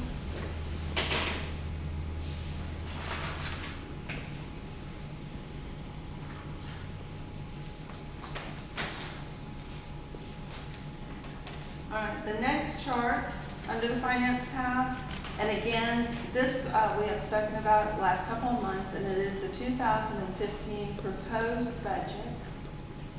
I'd like to review this real quick because I have asked Mr. Osborne if we can, and the Finance Committee, about putting this on the August 6th agenda to get it voted and placed as your budget. For SPOS revenue, I did need to update you. The City of Temple has received their final payment from Carroll County on 2015 SPOS. So we have received a total revenue of $644,316 for the fiscal year. Prior year fund balance, and this has been audited, is at $669,000 for a total 2015 SPOS fund of $1,313,316. Total funds available. So the expenditures that we've talked about, and I'll just go right down the chart here. $250,000 has been discussed to be committed to debt reduction, and that would be moved over to the debt fund. We have a list on our capital projects of other recreation projects. None have been discussed further, and we'll need to do that in further meetings. So those are to be determined. Public Works capital projects. I've added this for Public Works because originally in FY18, in the budget that was adopted, we committed general funds, $15,899 as a match for the LMIG. And the LMIG, of course, is for your street projects. And that is more appropriate to be matched through your SPOS 2015 funds. So my request on the budget is to add the $16,000 match for LMIG under SPOS and remove it from your general fund budget. Police Department, we've already approved Chief's $85,000 vehicle purchase. Then we have sewer treatment for capital projects and purchases, 12,000. As you know, we had purchased in January, February, an approved portable diesel pump, and that was approved, and we did expend water funds for that. That is another appropriate purchase to come from 2015 SLOSS. And so I'm just asking that you consider that as an expenditure for the SLOSS fund. Capital projects for water. We have the meter replacement project, of course, 88,000 has been reserved in SLOSS 2015. Your water department has asked for the submersible pumps for the lift stations at a cost of $23,000. And we have just purchased the updated Kendall water meter equipment for $17,505. That Kendall water meter purchase was also done with water fund money, but it would be most appropriate to move it to your SLOSS. That brings the total capital projects for water up to $128,505. We do have a few bank fees for buying checks. And that leaves your total expenses at $491,525. And as you see, our net revenue over expenses, given this budget, is $821,791. That would remain in SLOSS 2015 until any further decisions from the mayor and council. We'll give this some money, we just need an ordinance for it, right? Yes, sir. Ordinance and votes. Yes. Anyone have any questions on those recommendations? Okay. The next chart is your capital budget worksheet, and this is something that's an ongoing worksheet. We're just keeping up with what we've discussed on the 2015 SLOSS, as well as purchases and projects that you have already approved. So I've asked the department directors that as capital purchase project items come up, they'll forward them to me, and we'll keep a running list of items that need to be reviewed. So this is just for our tracking. That's all I have on that item, that agenda item. Any questions so far? Okay, so moving to the next agenda item. Staff reports concerning the tax digest information from the tax commissioners in Carroll County and Harrison County, respectfully concerning the process for setting the City of Temple's 2018 millage rate. What are we still in? Let's go back to number 2. I thought it's a separate tab in your notebook, though. We need Not to a do separate agenda item. 2018. Yes, sorry. And this is quite lengthy, so I'll try to summarize as much as possible unless you have a question. What you have under this tab is you have a current revenue and expenditure report for your general fund. That's the one that's represented first. And then immediately after that, Kristen was able to use the yellow tabs to separate these reports. You'll have a chart of the recommended mid-year amendments for the general fund. So if we could look at these first, and then we can refer back to the revenue and expenditure report if you have any questions. The first page is the summary, and basically our revenue, if you look down at total revenues, projected amendments would bring the revenues up to $3,085,861, which would be an increase of revenue of a little over $175,000.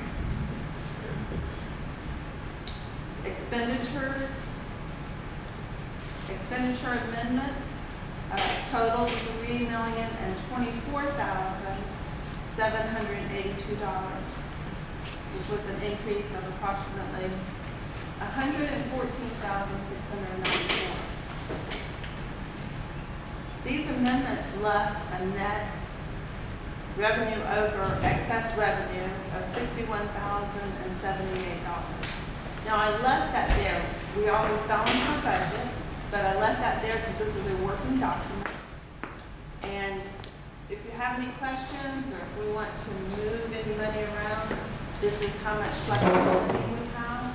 If at the end we have excess revenue, then that money will be assigned to a contingency line and held within the budget until the end of fiscal year, or until the mayor and council direct authorize. This would pretty much be all the amendments we would do for this year, and then the next one would come in 19. Yes, sir. For the final, yes. Unless there was an extraordinary reason. So we're on this amendment, we're just good to show that balance right there of 61,078. It doesn't have to zero out, right? I prefer to zero out. We need to carry a balanced budget, but that amount would just be assigned to a contingency line and held in reserve.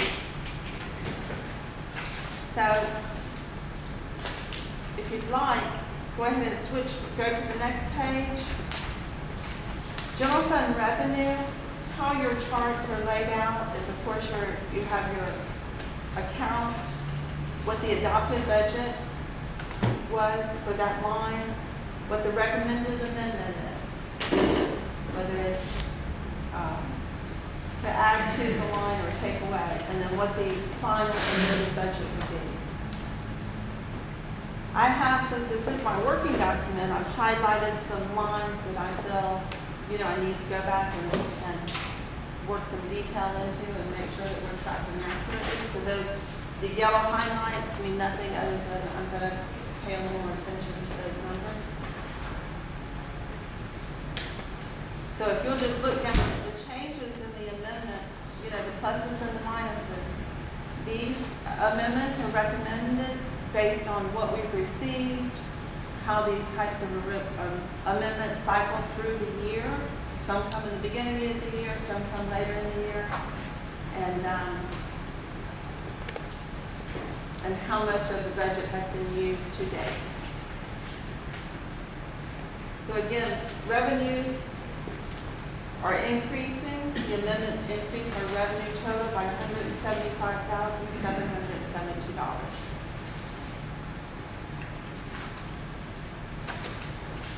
All right. Now we need to go through each of the departments just real quickly. General fund governing body budget.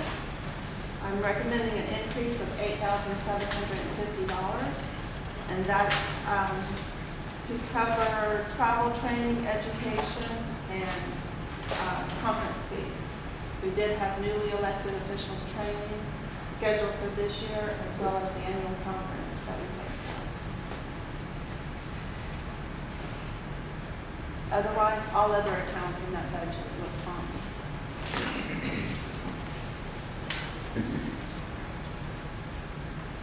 The next budget is administration budget. In the administration budget, the increase is mainly due to the finance director position, and that I've recommended a $37,500 increase to your salary line. And as you can see, it truly is a housekeeping at this point. Those items like overtime that are over your 60% of budget used, then that's where we needed to add a little bit of money. So I'm recommending we add $2,000 to overtime. Group insurance, we were able to decrease by $11,000 because 6 months into the year, we're able to develop what the average amount is, and of course, we know specifically what the employees are taking at that time. So if you go down the administration budget, the other significant increase was with contract labor. We'll need to increase that line by $30,000, and that again is to take care of Cynthia Geyer and Ashley Swan. We needed to add that budget for contract services for finance purposes.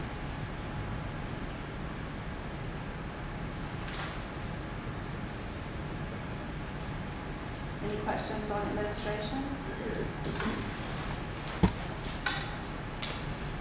General fund municipal court budget, they're doing fine. The only addition is $65,000 under fine add-on payments, and that is specifically due to the increase in, not increase, but the level of court fine payments that our municipal court is taking in. This is proportional to that amount of money and not anything that we can control. As fines come in, we pay out our percentage. For the police department, there are, again, some house cleaning items, specifically the group insurance expenditure line. We were able to reduce that by about $26,000. That pretty much takes care of any other additional money that chief needs for his department budget. So at the bottom, you can see his department budget is just an increase of $570.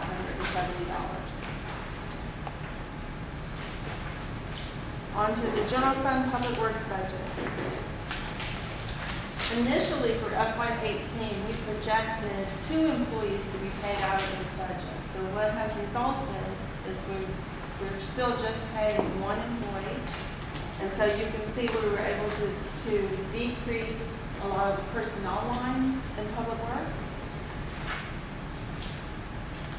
So if you go on through again, just a few housekeeping items. But the public works budget has been decreased by $31,800. The general fund senior center budget, based on our averages and what the senior center has paid out for salaries, I believe we can reduce the salary line by $20,000.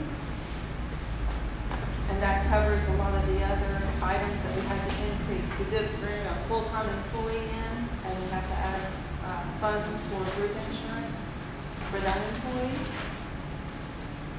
Expenditure-wise, everything, with the exception of food expense, we did need to increase that by $10,000 in order to meet what the senior center is providing so far. Even with all of that on the personnel and the $10,000 in food expense, the senior center budget through the amendments will decrease $4,762. In the recreation department, again, group insurance was able to decrease a little over $10,000. We were able to apply that money to other expenditure lines that were running at a high percentage of the budget.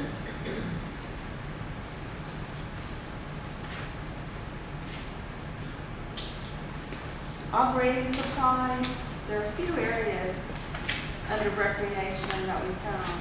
Ground field maintenance, we need an increase of about $7,000 to a total budget of $22,000. We're averaging at around $2,000 per month for ground and field maintenance. Then the other significant increase was an operating supply, $6,500 for a total budget of $21,500.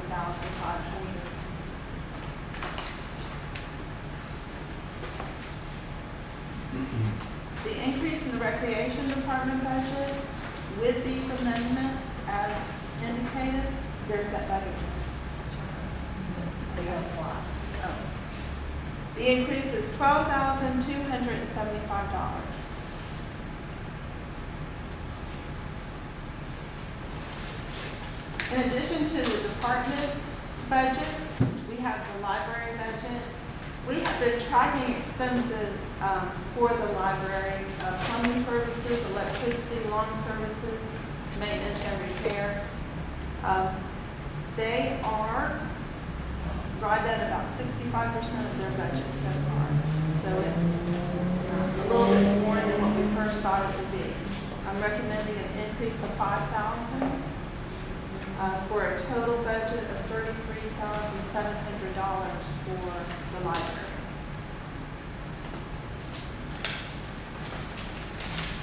community development budget. A budget was set at 30,000 in this department, or in this, department, but committee, or this function, but I'm not quite sure what the purpose they're doing for this $30,000. So, Mr. Osborne, can we use any of this $30,000 for some of the events that's coming about? Or for some of the stuff that community development wants to do, since this budget's just sitting here with a line item in it, we've not had any expenditures, we've not added, it's like it's just sitting there. Certainly, you can look at doing that. I think what we can, I'm not aware of any particular plans that we have on using that. I'm trying to remember when we identified the professional fees, and Dwayne, I'm sure if you remember anything on that or not. I don't think that was anything with beautification. I think that was, I can't tell you right now. But since we hadn't spent any money on it, I'd say certainly a significant part of it should be moved. Was that in anticipation of getting our own code person and not going through the record? Is that the thing that was with? What are we paying code for? code is being paid out of administration. And that, I'm kind of thinking that we might have been anticipating losing the go with the code. it may be, that's why I can't remember.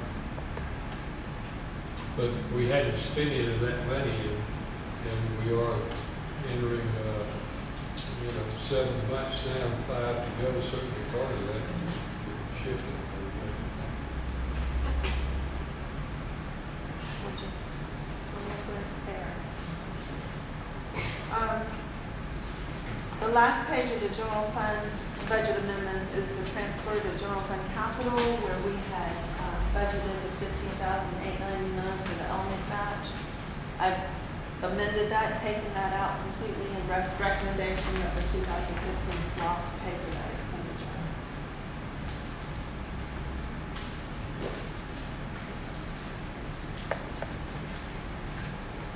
If you have any, I know this is a lot, if you have any questions this week or moving up to, next Monday's meeting, please let me know. I'll be happy to research any questions, and, but otherwise, these will be the amendments presented for your consideration next Monday. The next set of reports is the water fund. And again, Kristen did have the amendment section for you, the chart. On the water fund revenues went up around 22, maybe not even 20,000, 14,000 and some dollars. So the amendments bring the revenues up to $2,563,540. And we do have a zero balance budget there. Now, under revenues, we initially budgeted a transfer income SLOSS of $622,000. As you see on this budget, that's been removed. Intergovernmental transfer from SLOSS 2015 was amended from $622,765 down to the $250,000 that you saw on your SLOSS budget earlier. The water fund balance that supports the remainder of this budget is a total of $256,540. The water fund revenue is on the next page.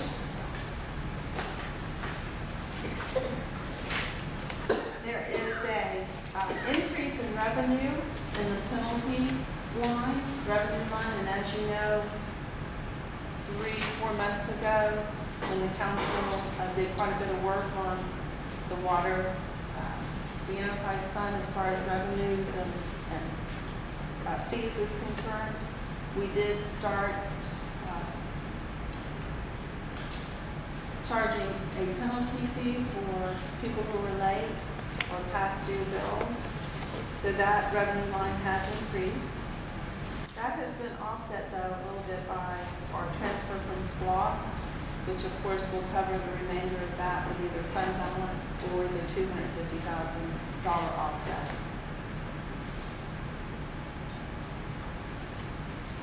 The next page, sanitation services, we're tracking exactly what was budgeted at $215,000. The water fund expenditures for the water department. Just a little housekeeping as far as in the salaries line, we did need to increase that by $10,000. With the exception of our one public works employee for the water department, all the rest of the employees that work in the water department and public works are paid for the water fund.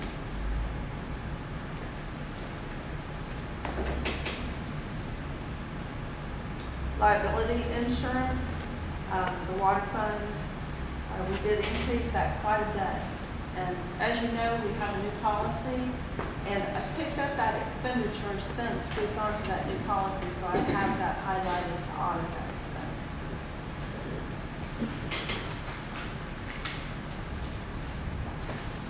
There has been a significant increase in our budget for bank charges. If we look at the last expense line, this again, you know, we take in that many credit card charges and online payments that our fees average anywhere $700–800 a month. So the fees that we pay for credit card and online charges is significant. And then of course we do have our bank charges that we pay for the fund also. And we're not charging for credit card. We are not. We definitely, we need to look at that whole program.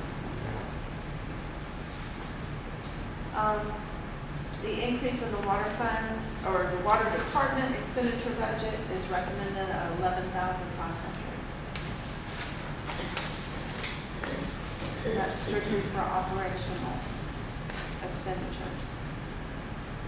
In the sewer fund, the total increase in the sewer fund budget is $2,600, and this is strictly just housekeeping items as the year continues. And that's all for the water fund amendment. And again, if you find that you have any questions on any of this information, please let me know, and I'll be happy to respond this week.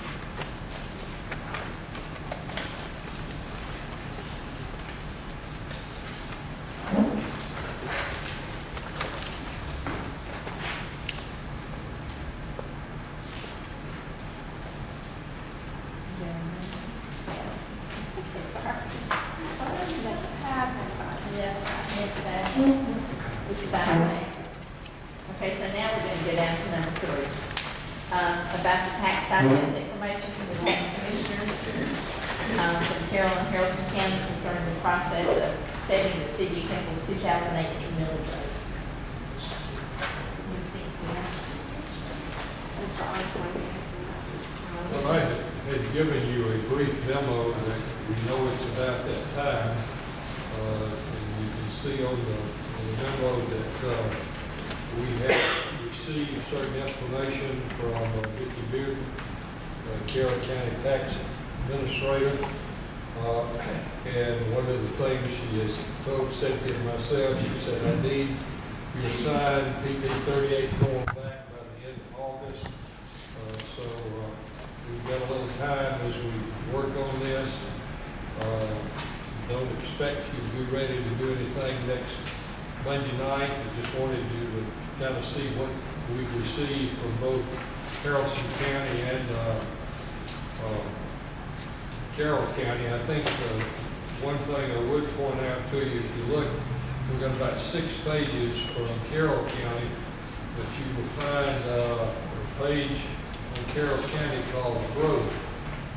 And I think when you look at this, you will see, of course, Carrollton has the biggest amount of growth, unincorporated Carroll County next, Villa Rica, 14 million, but Temple, I think, our size, that's pretty good. If you look at what we've got in terms of growth that you're looking at, on both the inflationary growth, 11% and 40%. And then, of course, on Harrison County, we've got very little in Harrison County in the city. But you might start just thinking of that, and we'll be getting some information to you so we can start dealing with tax digest, village rates, and so forth. Any questions?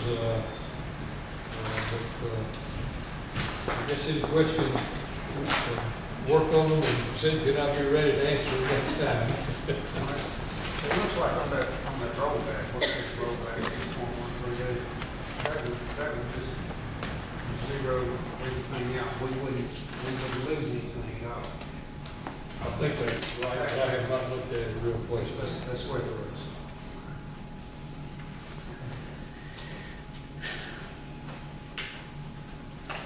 That's the end of finance committee budgets. Unless We sure can. About 10 minutes? All right, let's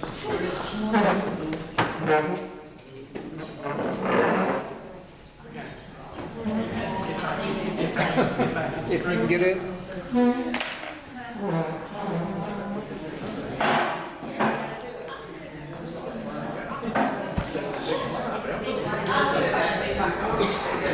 I'm thinking the dirt dog.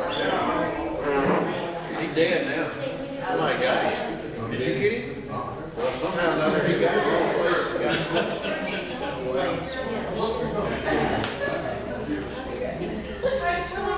Suicide by city council.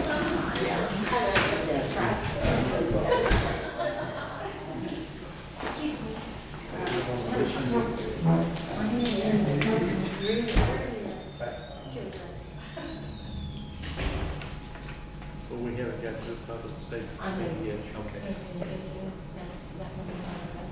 That's the mayor's.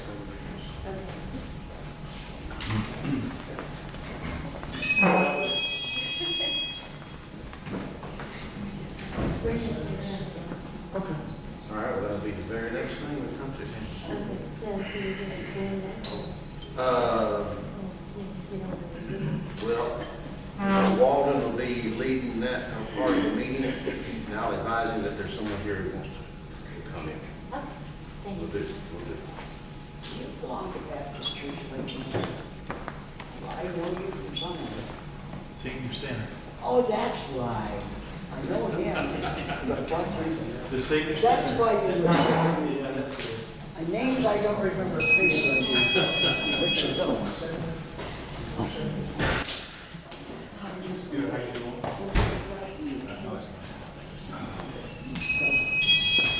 Oh, where'd she go?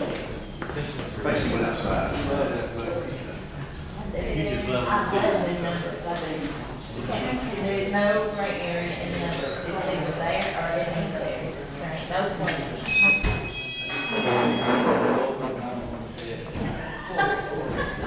Be better than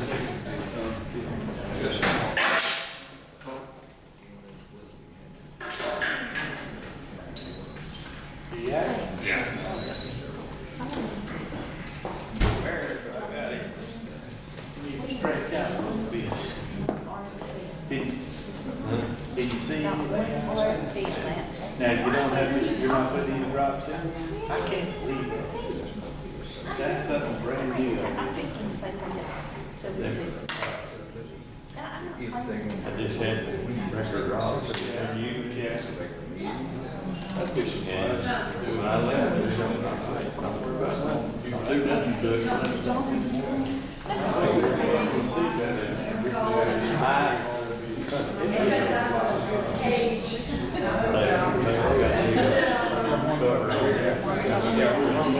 Yeah.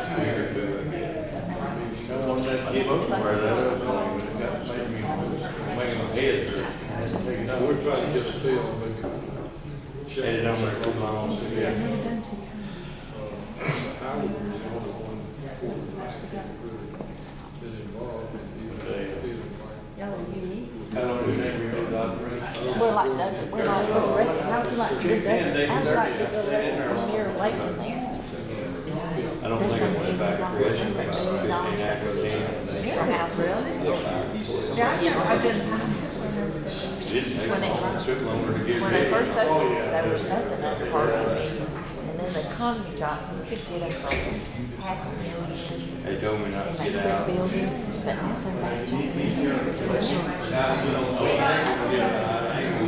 Yeah, but it's in Douglas County, but it's a city bill regular. So, yeah, so think about that. That'd be crazy. All right, I'm gone. Thank you. I'll be here. You'll be all All right. right, thank you. I can hear pretty good. All right.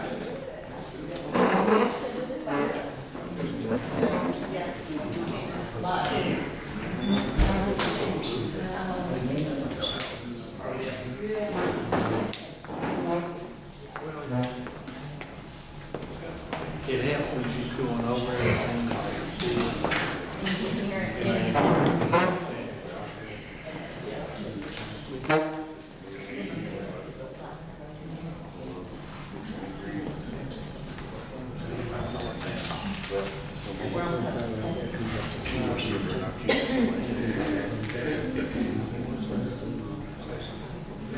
Then go to it.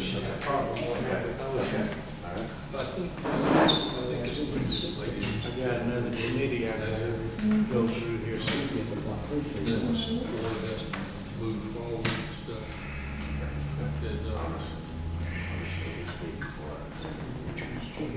And Howard, we did today work out an arrangement between, look at it, they're sitting next to each other, the ladies back there.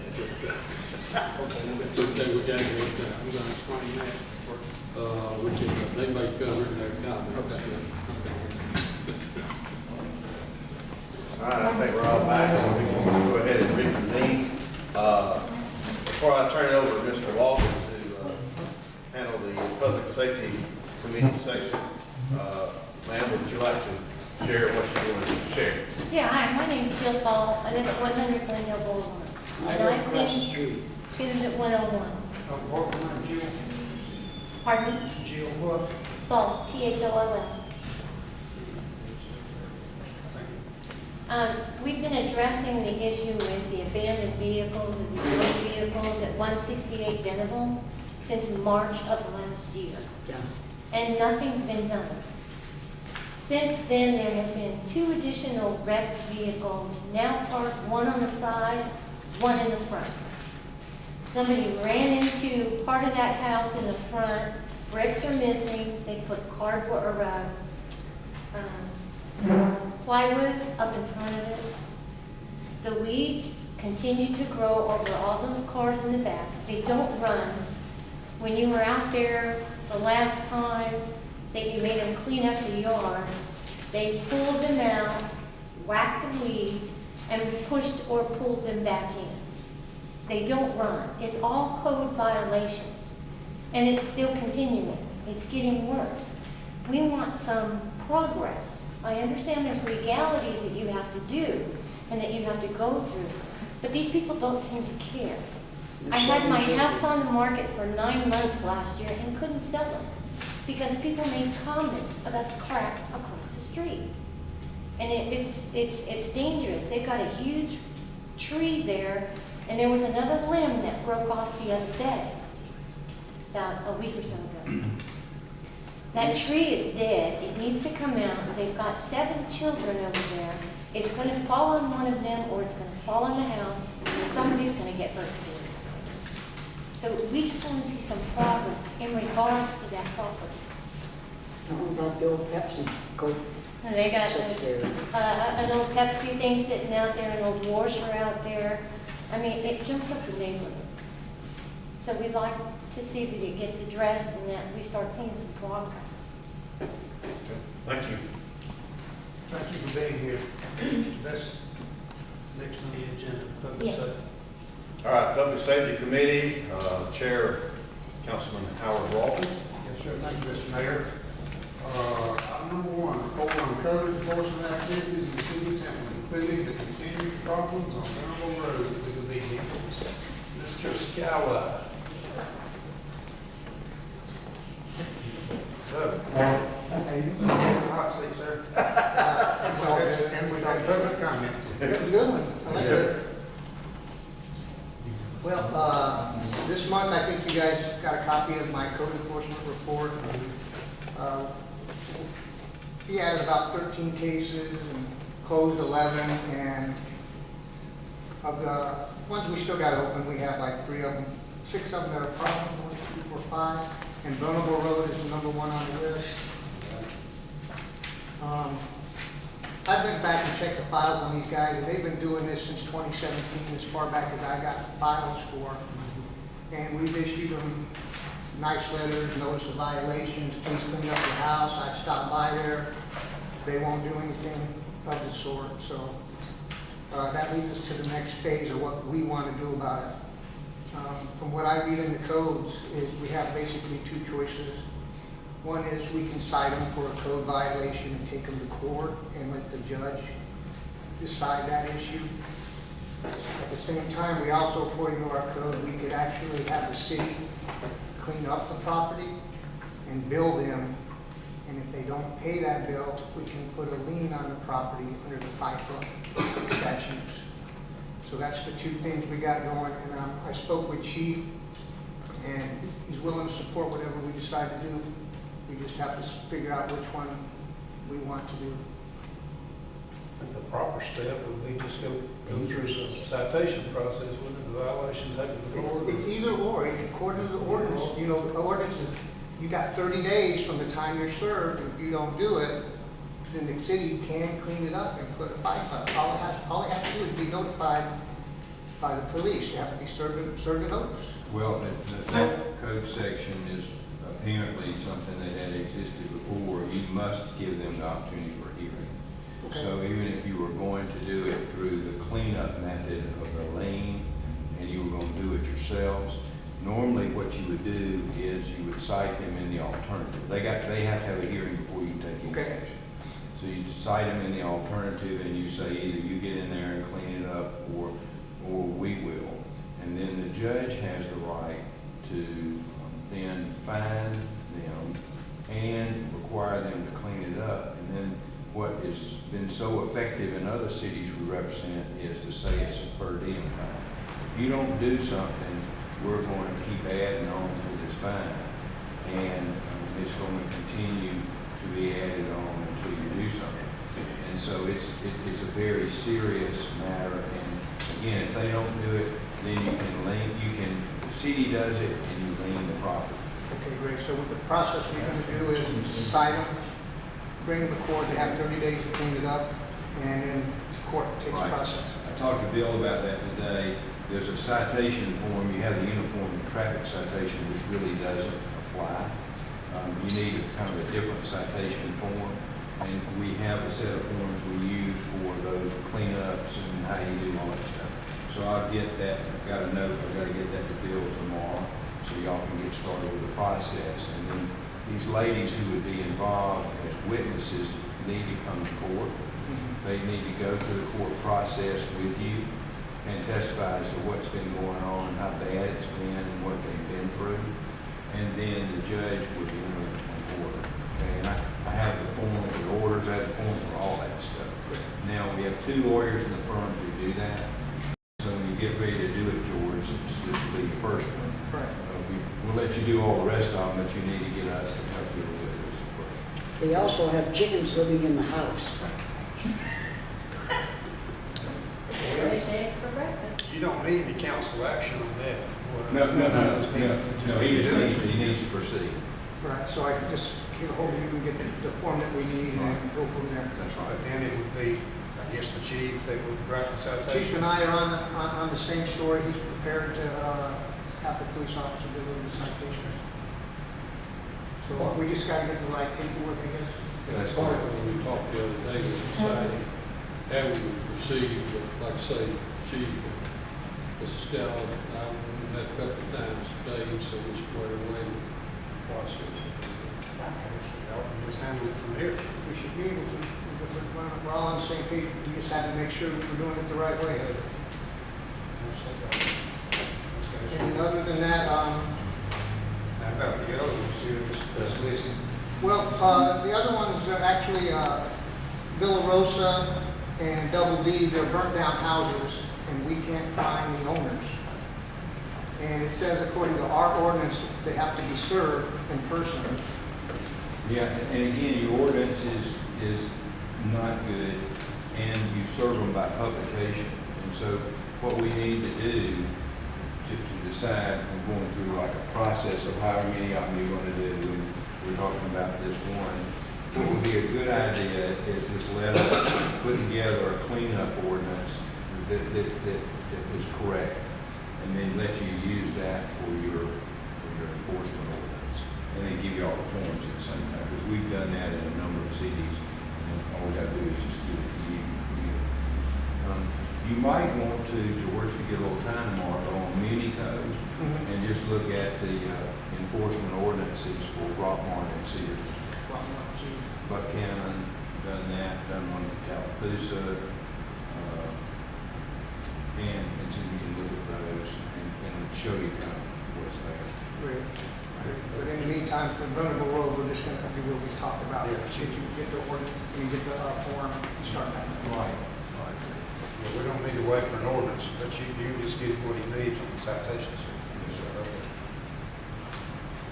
Okay, and then at the bottom here, along with some of the code stuff, unless you guys want to talk about some of the lots, we have blank lots too, that we can't find owners for. Does that same thing apply? Same thing applies to anybody that's an absentee owner or unknown. There's a process you go through. Fantastic.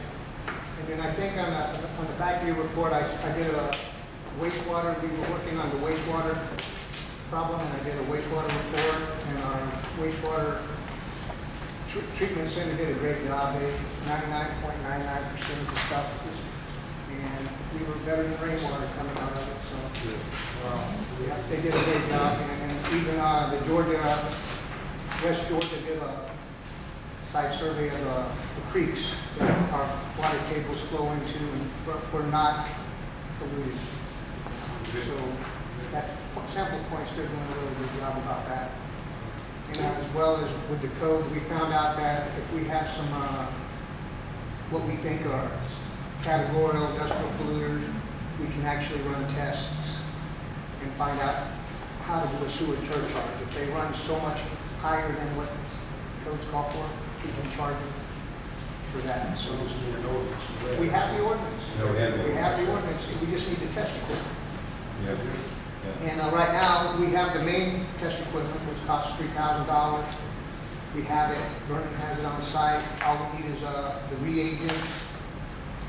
And I think all together it comes out to about $973 to get everything we need to start testing now.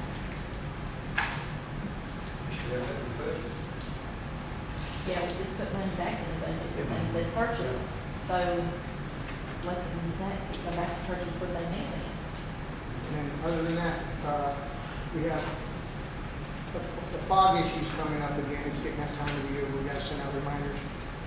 And that's coming up. And there's also a way we can test for our fog, but that costs a lot of money. That costs about $9,000 to get that kind of equipment. We pretty well got everybody in compliance on the. Right now, we're in compliance, right? This is talked about when we start getting bigger industrial stuff, and then I've got something to look at down the road. So that pretty much catches me up. Y'all have any questions for Mr. Scott? Anybody?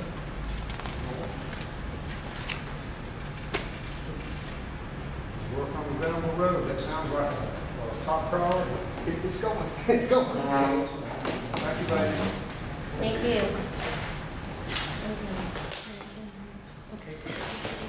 Okay, item number 2, report to the City of Memphis Police Chief relating the multi jurisdictional work by law enforcement in dealing with break-ins and et cetera. The chief's reports goes in your inside front pocket, if you hadn't put it there, you know, just keep it.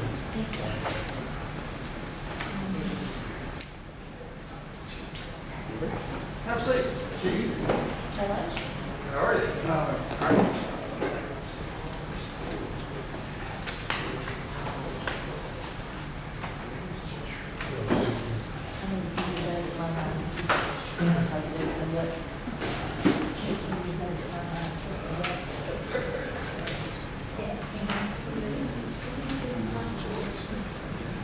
Just give us some good news on the Well, the news on break-ins. the break-ins and everything, we did make it's arrest. We got a warrant with one person's already in custody, one of the main ringleaders, which is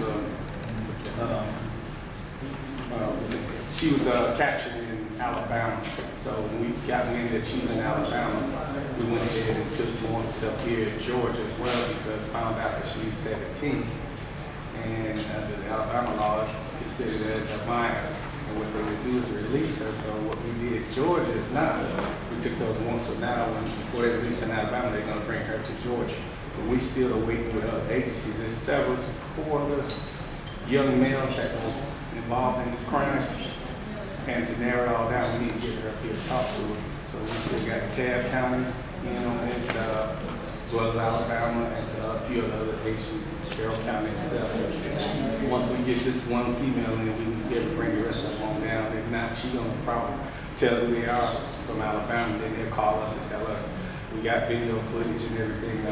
Some things are not too clear to make a real complete description of it, but we still got enough information to obtain to capture the rest. But since then, we hadn't really had any, which is a good thing. They had been in the area, Temple area, Rainy Road, Carrollton, a little Carrollton, most out of the county cars, and then I went back toward Atlanta.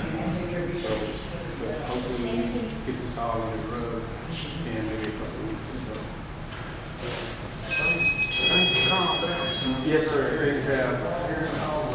I know we usually get the safe city award we get the last couple of years. But it's still safe. I mean, things like that gonna happen. It's how we report crimes and how we solve crimes make a big difference in it. So that's gonna really help us out still. What number did we come in last time? 2016 we came at 40. 2017 we came in at 46, which is still great because you only select 50 out of probably almost 600. So that's a really good thing. Even we made 50, it's still.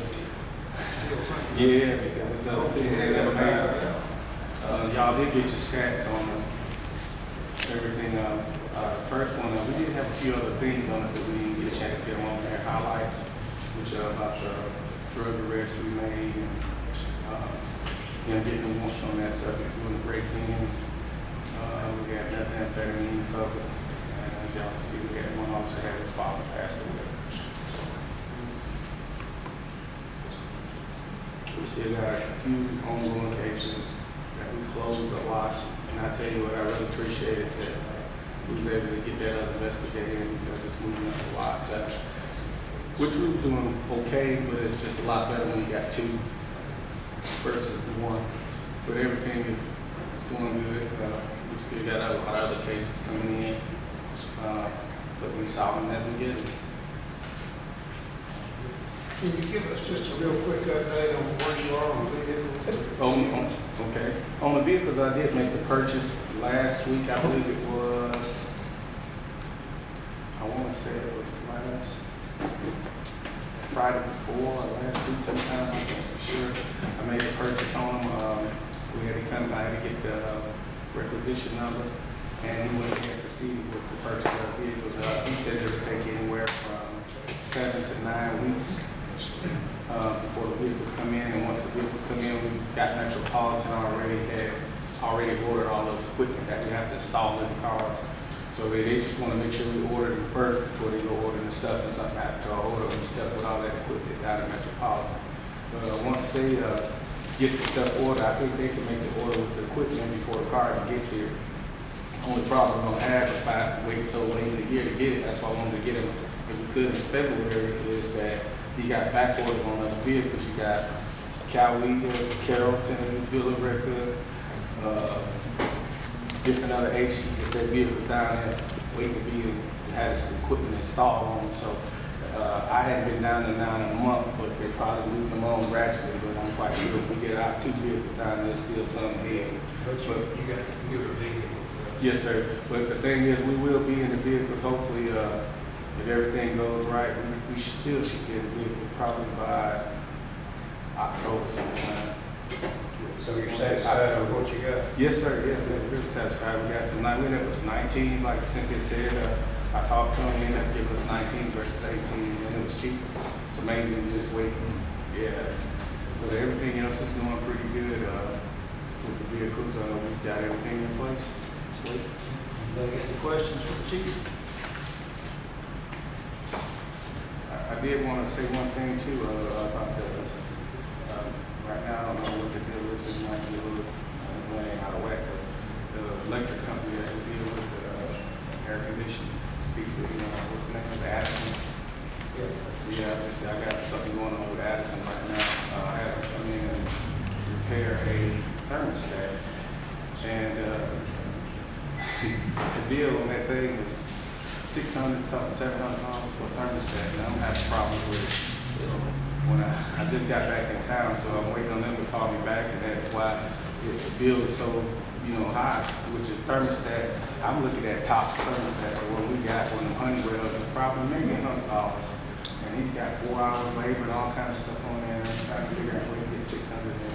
So I'm in negotiation with that as well as after I just had them put a new air conditioning, not pressure, fan motor in.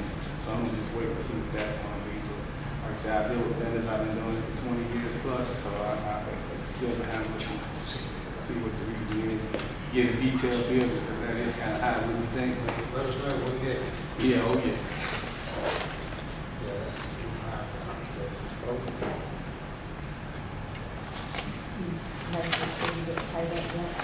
I hadn't taken it. I left a message. I would just come from a chief conference. I left a message with one of the receptionists that I want, talk to somebody that's in charge with, that I want a detailed bill on this thing versus just pay out the pocket. I want to know why 4 hours when they don't take an hour's top, not even that really, but an hour. My thing is, one of the guys that come, they said that he had to get somebody else to come help him. So what I'm thinking, they sending people to train him or something. I don't know. You get to put a thermostat in, I just didn't get that.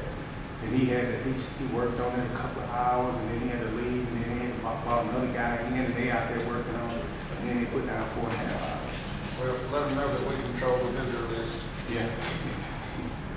Well, we had this problem a while back, and like I say, you just have to pick up on certain things like that. Even though, taxpayers' money, I just don't believe in just shoving that money out like that. I want to pick up on stuff like that.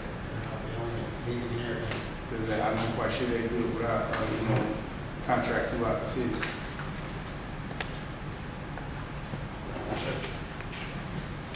Anybody have any questions on these front step? One thing too, on I-20, the traffic, the fatalities and injuries have decreased now, which is good, but Is that because of the shoulder they finally put in that helped out a lot along with enforcing out there too. The word gets out after a good 6 months, so yeah, I can assure you that, because you got the same people ride through there every day almost, and then they got their friends and people coming in, they're working from Alabama, and I guess, sometimes it takes a while for it to get out like that. There's been 3 or 4 DOT personnel out there almost every day in I-20, pulling the trucks, slowing the trucks down. I think that's helped a lot. Yeah, they come up with a lot of other things that there are ways that they can get the traffic to slow down. It's working pretty good. I think it'll be okay. We did also get the Bluetooths. We purchased on those a couple of weeks ago for the officers. And I did give a policy, I guess, from this album right now, we're going over it right now. And the control those and make sure they're using them right and properly. But, the law is exempt with law enforcement, but still we got guidelines. I don't want officers to be seen in the public, exempt, but it better be something really, really serious on your phone. That's why I had no excuse, so I got the Bluetooth. Do we have to give out everything 1 6 months? Yes, there's quite a few of them. I've seen a couple myself, I just didn't stop them.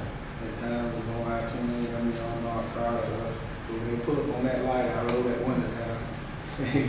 And they just drop the phone. Yeah, it's crazy, but we haven't rolled it in yet, but it's coming.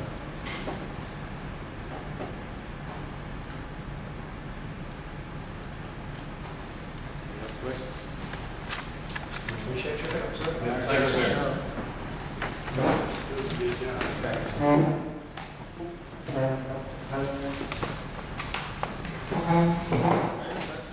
right, thanks, sir. That brings us to Parks and Recreation. Neither of our council people are present for this, so I'll just go ahead and go through this. Number one, report on the bids received for construction of the addition to the City of Temple Senior Center in order to provide additional freezer, refrigerator, and food storage space in the center's kitchen area. Ms. Hollywood, Ms. Stillwell's on her way up here to report on those bids. Two bids. Well, we only got two bids. And they're a lot more than I thought they would be. The first bid was from J.H. Benefield and Son, $172,800 to be completed in 150 days.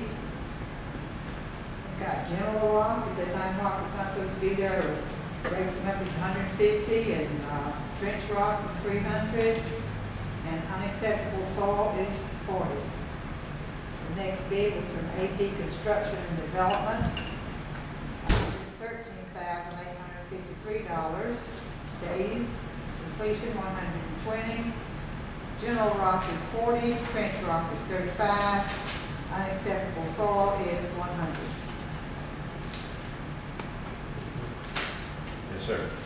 You think back when Ms. Guyer was making her report, we had in the budget right now $97,500 on this. Of course, we heard that first bid of about $173,000 for gas. The next bid, $114,000. That basically you're talking about little over 17,000 above the budget. And what we'll do is take a look and just see if there's any way to make any price reductions, that may be about as close as we're going to get on. And of course, we are talking about something that's not a one-year item, so we've got to think longer range. But we'll have a report ready for you next Monday, including talking with the finance in terms of if there's a way to identify where the money would come from, and just also seeing if there's any way to trim it a little bit. Is there a reason Alan Bell didn't? He did. That's his company. The name of the company is AB Construction and Development, and it's Alan Bell Construction. That's one for 113. That's the one for 113. Oh. No, that's not for 113, is it? Yeah. Oh, that's 113. Yes, sir. Next thing. Mr. McCray? Have they changed the public work construction law requirements from 100,000? Has it been raised, or you aware of it? Do you know? In terms of, I'm sorry, public work construction law requires that you get a performance bond and payment bond above a certain figure. It was 100. I haven't looked at that. we did, one of the requirements was bond. It's a check. I'm sorry. Okay, and they had the bond amount check for performance and payment bonds. I haven't seen it, we can do, but the report that we got today on the form that they gave us was bond and forms, and they checked that they had done it. Okay, and so now that would be a bid bond requirement, which would be in the contract. And then you just make yourself a note that before, would this be something you probably will be accepting a bid on the August meeting, or you think you will? Perhaps. Okay, then let's just make a note, and I'm making a note right now too, let me see if they increase that limit above $100,000 for the performance and payment bond. If they have not, then we've got to do that work, and then we need to require the low bidder to give us their standard construction contract so we can look at it. Okay. Again, if you want to go along with this. Okay, we can do that. Okay? We pay you to do the RFP, right? Yep. Yes, but we also remember rather than doing the bid build, we did the bid build rather than the build design. Yeah, rather than design build. Design build, yeah. So, but we'll look into what Mr. McRae is talking about and get back with you. All right, brings us to item number 2, report on the operation of the Silver Sneakers Program in Temple, including possible involvement with the City of Temple Senior Center and Recreation Department. Ms. Stillwell. They are losing their lease, well, they have a sublease over there, building behind the Yahoo or whatever it's at.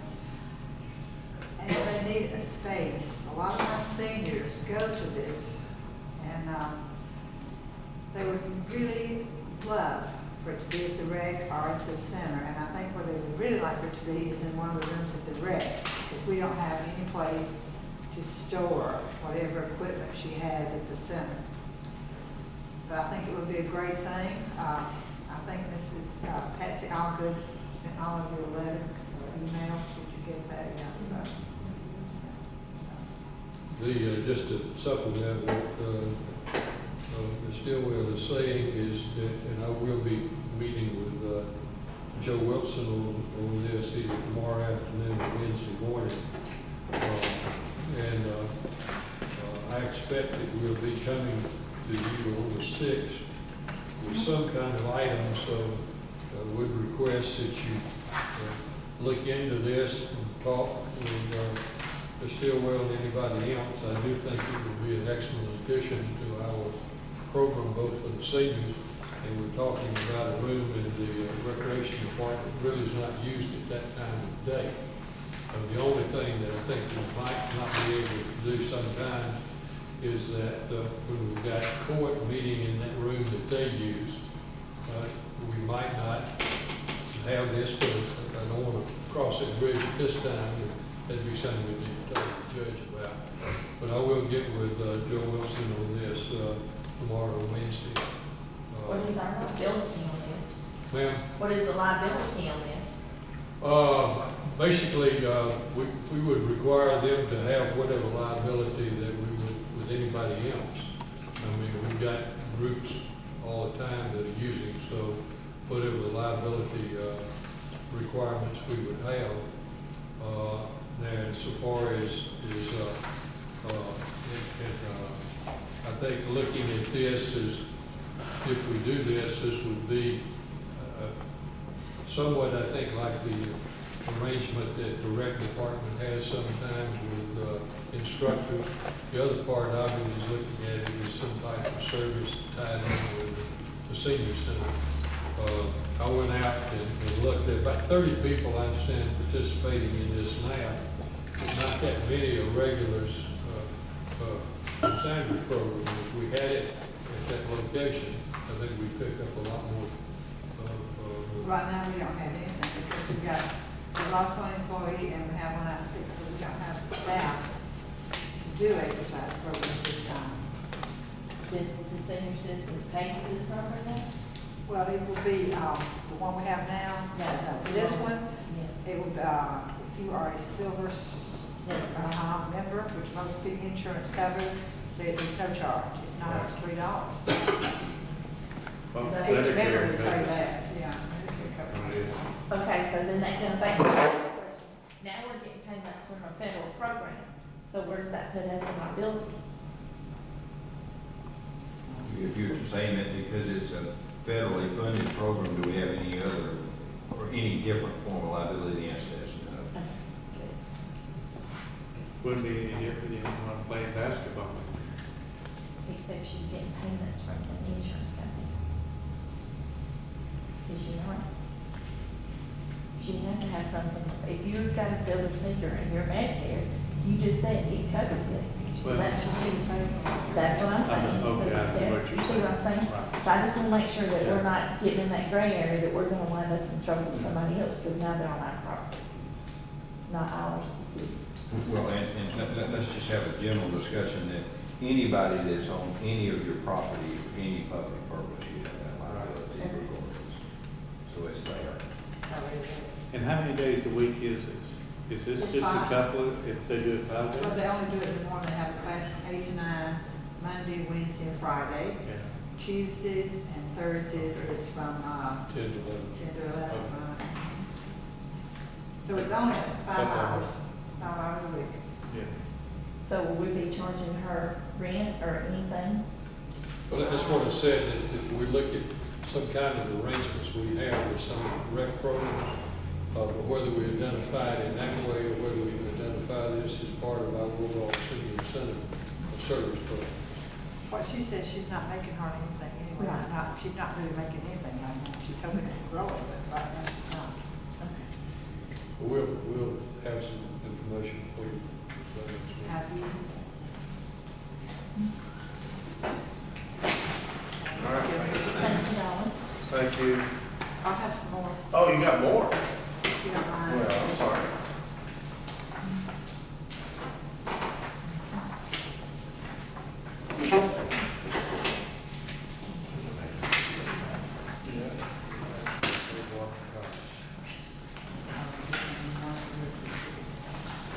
We received a letter from the Carroll Electric Membership Corporation dated July the 25th, 2018. We have received a grant of $2,500, and I need to RSVP to them before Wednesday, August the 1st. If anyone who would like to join me to receive that check. And it's in your book. What page is the check? 16. 16. At 2 p.m. I will try to, if you will mind, You want to have? Mayor, may I want I'm checking. Yes, ma'am, you can put me down.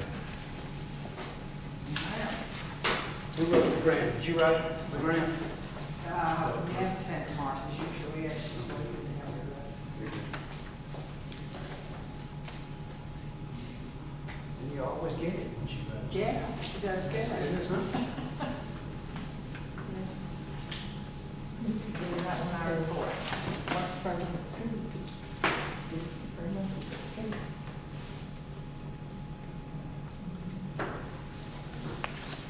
Thank you, ma'am. Item number 3, report on plans for honoring the Temple Hot Shots at 11 a.m. Saturday, August 4th, at the location adjacent to Johnson Street in the city park, where the new sign has been erected. Mr. Walden. We are still on for that for 11 o'clock Saturday morning. I don't think we're going to make a real big deal out of it as far as refreshments and stuff. We're going to do a sign dedication. And I would ask Kristen to have some copies of the resolutions that we read at the July council meeting to hand out to any of the former players or coaches that might want one or need one. I'm going to take care of getting some balloons to put on the new sign. So we'll try to get some media there so we can get some good photo shots. And Kristen, have you put anything on Facebook about that? No, sir, not yet, but I will do that You tomorrow. did it, just I sure will. notify people that it's still on. Hopefully it will be a pretty day on time, so we'll wait and see. Like to have whatever council members can be there and anybody else that would like to participate. And of course, the mayor and his lovely wife. Lord willing, be there.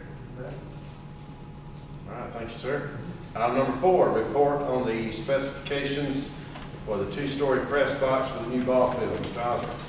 If you go over another tab or two, you'll see a memo that says brief reports on 3 Parks and Recreation Committee agenda items. And that's the next 3 items, and I'll cover these very quickly. had a conversation with Ms. Bivens and Cynthia Guy, I've got, in addition to the memo here, a copy of my memo back on May 30th. I think all of us know that in our discussions that we've had over the recent months, that press box was virtually never mentioned, or it wasn't mentioned. Mr. Wilson said he thought we already set aside the money for it. But the bottom line is that we did not, and what we're looking at now is where the money might come from. It would be good to have a press box in new facilities. I can't tell you that if we don't have it, that it will make an appreciable difference in the operation. But where we are at the moment, unless Ms. Bivens has something that she wants to add, is that we see this as something that needs to be looked at, and we don't have funds identified for it at this time. Nor do we have any real cost on it because we've not sent out any RFPs on it, right? Right, and the other thing that I've got attached is, to my memo, is I did get from Mr. Wilson, the specs. And so what we will be asking you to look at doing on Monday night is authorizing us to advertise this, so at least we'll know what we're talking about on money, whether it's in the $35,000 to $45,000 range that Joe said, or much less than that, or whatever. We don't know at this point, is what he says. All right, thank you, sir. Any more questions about this item from Mr. Osborne? All right, number 5, report on various improvements in the city park, sir. Mr. Osborne. And we've talked about this before. I think, I know I went with the mayor and the mayor pro tem to look at some things at the park recently. I think all of you have, at different times, have mentioned to me and have talked among yourselves about what we need to do to make our parks have a better appearance, dealing with certain maintenance issues, all the way from needing to do a better job on making sure that the grass clippings don't pile up, and that the restrooms, we know we're going to get messed up because people go in there, but trying to stay on top of it. One major thing that we know needs attention is part of our fencing is curled up on the bottom over a period of time. So as I told somebody today, it's not that a baseball can go underneath it, a volleyball can go underneath it. But that's something that we just need to try to be working on. And I would say to each of you that, as I said, the more eyes, the better in looking at it. So as you see problems, please let myself and know, and or Joe, let me know. I'll be sure that he's made aware of it. I'm trying to get a better handle on several things out there at this time. That's my report to you on that. Thank you, sir. Any more questions on that matter? Item number 6, report on started activities to improve communications among players, coaches, staff, and parents in the operation of the City of Temple's recreation programs. Well, as we all know, Mayor Pro Tem has been on a traveling circuit, and as soon as he gets back, which I think is tomorrow or the day after tomorrow, intend to talk with him. Joe's also been on vacation, so hopefully we'll be having some of those discussions soon on ways to improve communications among the different groups of the park. All right, thank you, sir. Any questions for Mr. Osborne on that? All right, that completes our time on Parks and Recreation. Now we move to Public Works Committee. Mr. Tom Wallace. Okay, item number 1, staff report concerning the July 19 visit to Temple by Georgia Environmental Financial Authority staff member Amanda Carroll to discuss the status of the City of Temple's water and sewer operations and possible assistance from GEPA in improving current facilities and other capabilities. Mr. Everhart. Yes, we did meet with GEPA on July 19th. Just real briefly, as you guys know, the GEPA organization, that's just a different funding source. And what we were looking at doing was, with our meter replacement program, maybe using this does follow under a water conservation project, so we could, use funds for this particular project. They do terms up to 30 years, 100% financing, and they do underwrite for free. Mr. Osborne, you have any additional things on comment? Mr. Everhart also had been to a meeting in Griffin where this lady had spoken to a bunch of local governments. But I have placed in your book, really to look at it at your leisure, but also to have as reference material information that Wayne brought back from the meeting in Griffin, and also some information that I had gotten from Chief a few months ago. But the main thing is just to let you know that contact that I had made and some of you had made at GMA, we did have Chief come out, sit down and talk with us and talk about how they would be willing to work with us. So we'll see where that takes us. Do we have to gather anything in order for No, sir. going to proceed, or are we just going No, we'll be, to keep working on it? we're gonna be working, we'll come back to you when we have something more specific to talk That about. sounds good. Any other questions? Okay, item number 2, update report on development and assurance of the request for issuance of the request for proposal for new water meters and a new meter reading system in the city of Temple. Mr. Rob. The next memo is basically, again, Dwayne and I continuing to work on this. He was at a workshop yesterday was on Thursday, because I wrote this, I'm thinking, yesterday was Sunday. Last week, Mula Systems water meters, if you remember, that was one of the 2 water meter groups that had an exhibit there at GMA. And Dwayne went to a meeting last Thursday on that, that we are still working, trying to get the RFP ready to go to those 6 major companies. So we are continuing to work on that. The other thing I put in this memo that was not reflected on the agenda, but we did receive from Carroll County Water Authority information on what our rates will be for the next year.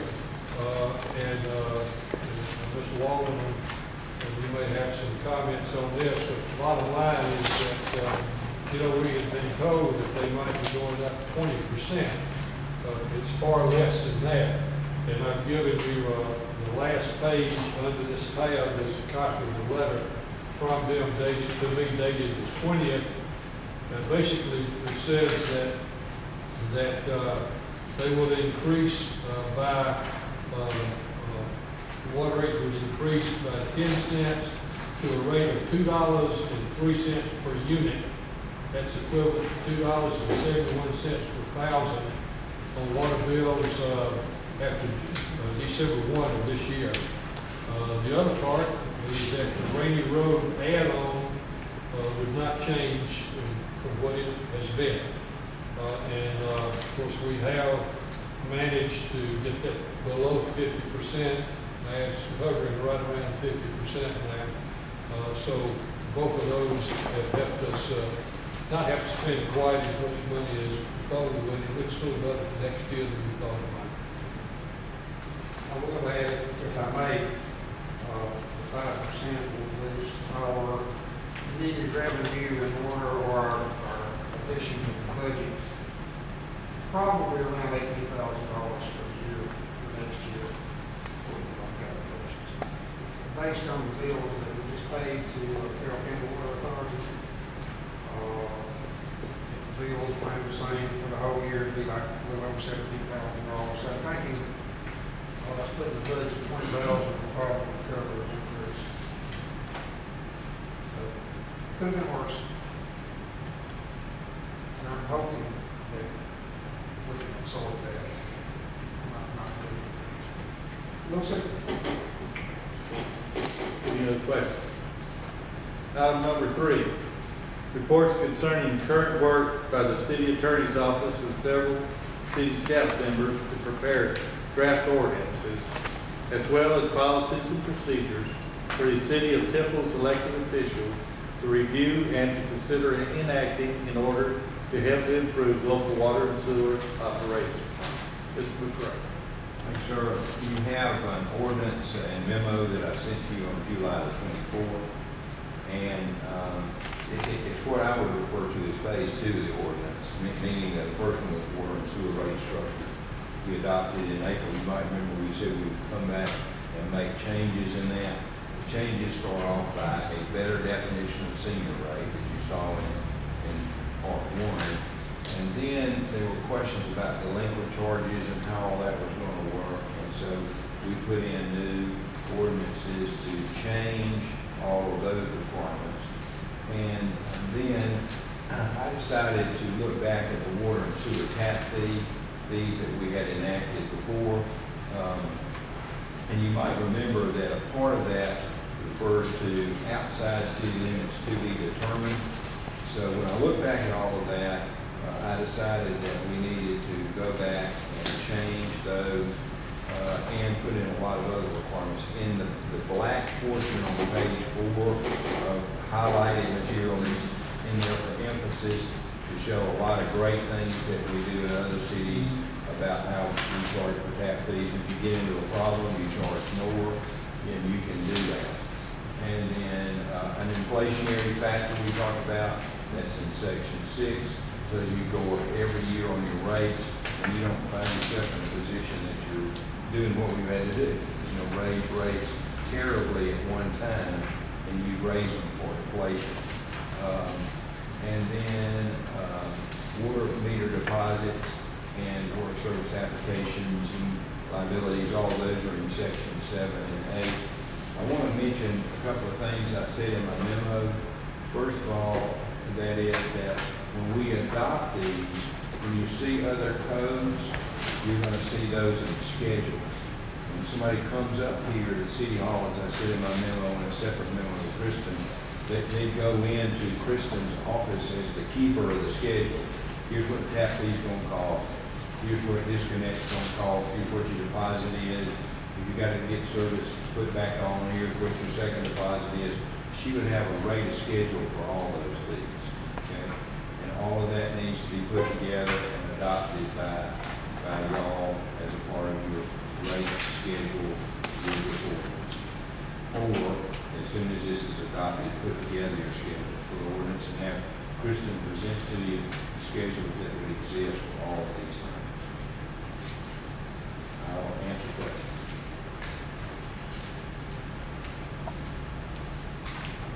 It's going to be a marathon. Well, my comment is that unless you had read through this the last 48 hours, this is your first look at it, and there's a lot of information here. I would say that anything that you would be interested in moving on immediately, Mr. Gray, you work with him on that. Otherwise, I think it's mainly more of you digesting this. You may want to have some more discussion on the 6th and look at, talking with Mr. Gray earlier, that later in August, I think we're going to need to have a special call meeting. We already have a meeting scheduled on the 21st with the Planning Commission on dealing with the development code, so we could have a special meeting. We do need to move forward on these, but you do need to be comfortable before we move forward. And Mike, I don't know in terms of the ordinance situation themselves, if there's anything more that you would need, or that's basically what, I guess if there's some of these they want to do, and a couple of what we could cut and paste on those. Sure, I would hope that you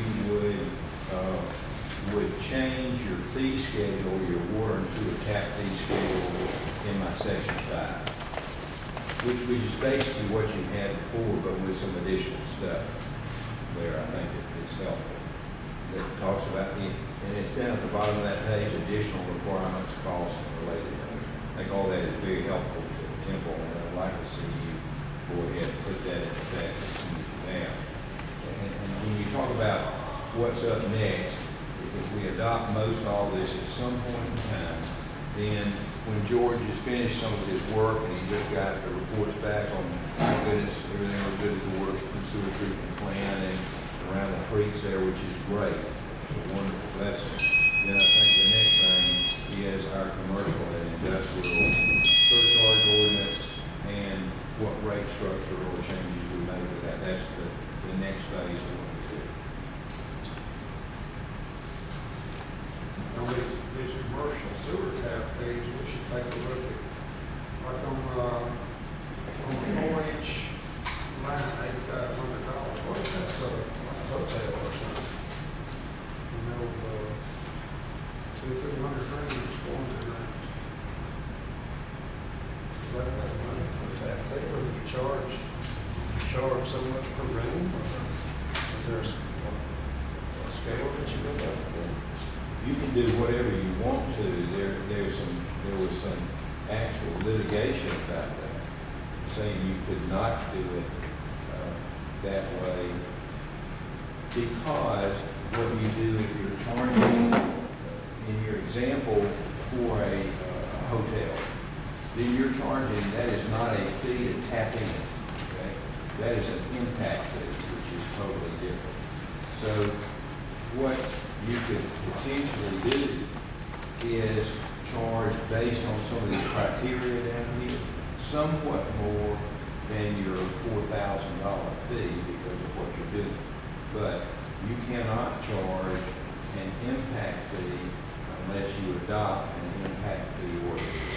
And that would be something else you have to do. And let's talk about that. When you do that, it's extremely complicated. I'm sorry. We don't want to do that. We worked over that 2 years ago. We don't want to go there. You were fixing to hear my sermon about the same thing. In fact, I'll tell you this. I don't know how many different cities we've consulted with over the years. Nobody's ever adopted one. It's just it's a huge nightmare. And you end up being okay, Howard, because you charge enough fees for your services on a monthly basis to take care of what you need to do for water and sewer. Okay, I'm not like on a fast food restaurant, are they on like, as a rule, a 1-inch line or a 2-inch line? I mean, if you're gonna mean, typically, I would say at least 6 or higher. 6 inch? For a restaurant. Really? To have sufficient pressure. That's a $10,000 tap. So, okay, some of these just didn't look like they would be high enough for commercial.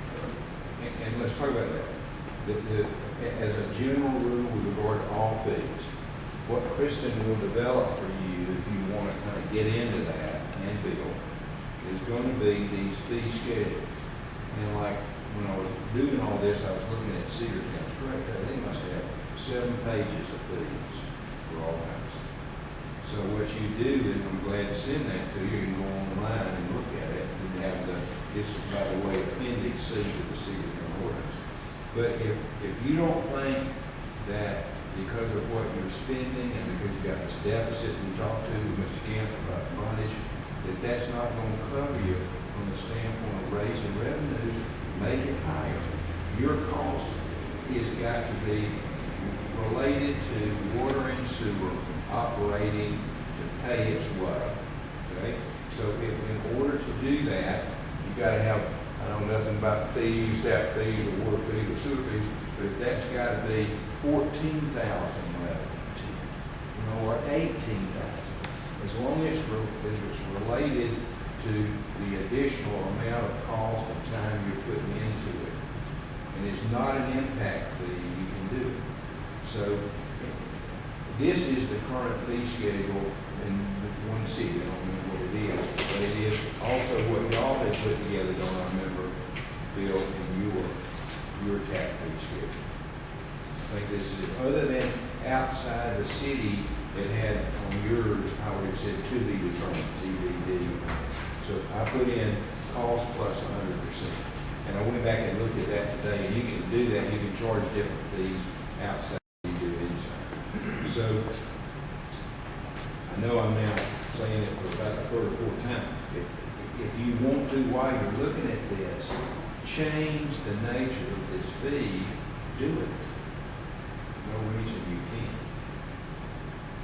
Other than, there's say, one practical, as you were talking to Mr. Kemp about the fact that y'all may be seeing some activity and having, you know, I'd hate for you to have charged a restaurant or so-and-so coming in, like the Burger King, I saw we had, that X is paying a tap fee, sewer tap fee of $6,500.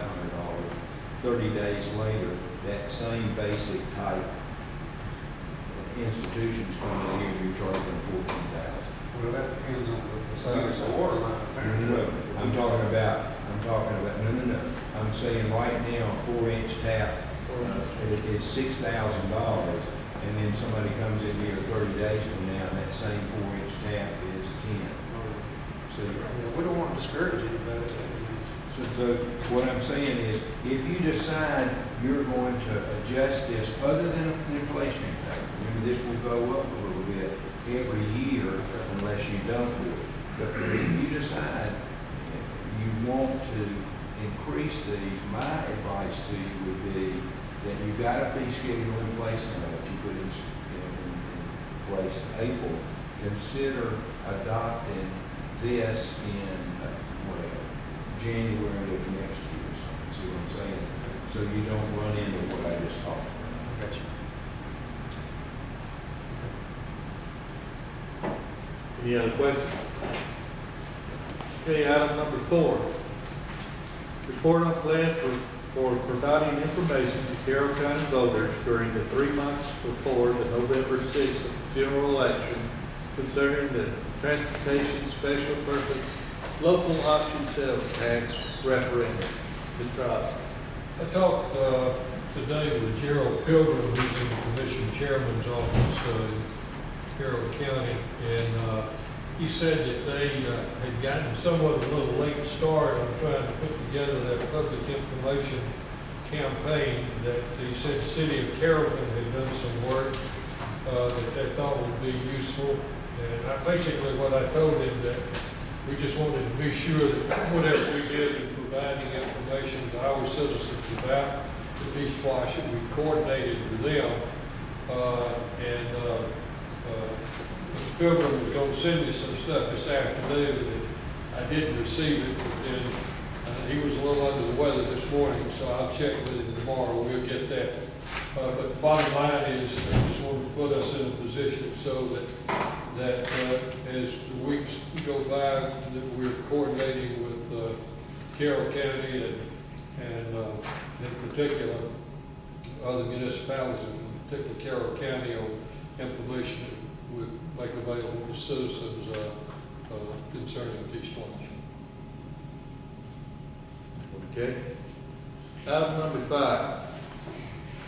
Staff report and recommendations concerning the property owner's request for the city of Temple to install a water line to a residential lot in unincorporated Carroll County on the south side of US Highway 78 near the Ringer Crossing by boring beneath the highway.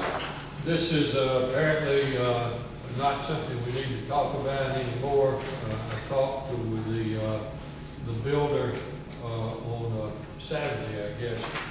And he told me that they had decided that this is a new house. You may have seen it being built down the right issue, right before you get to Ringer Crossing.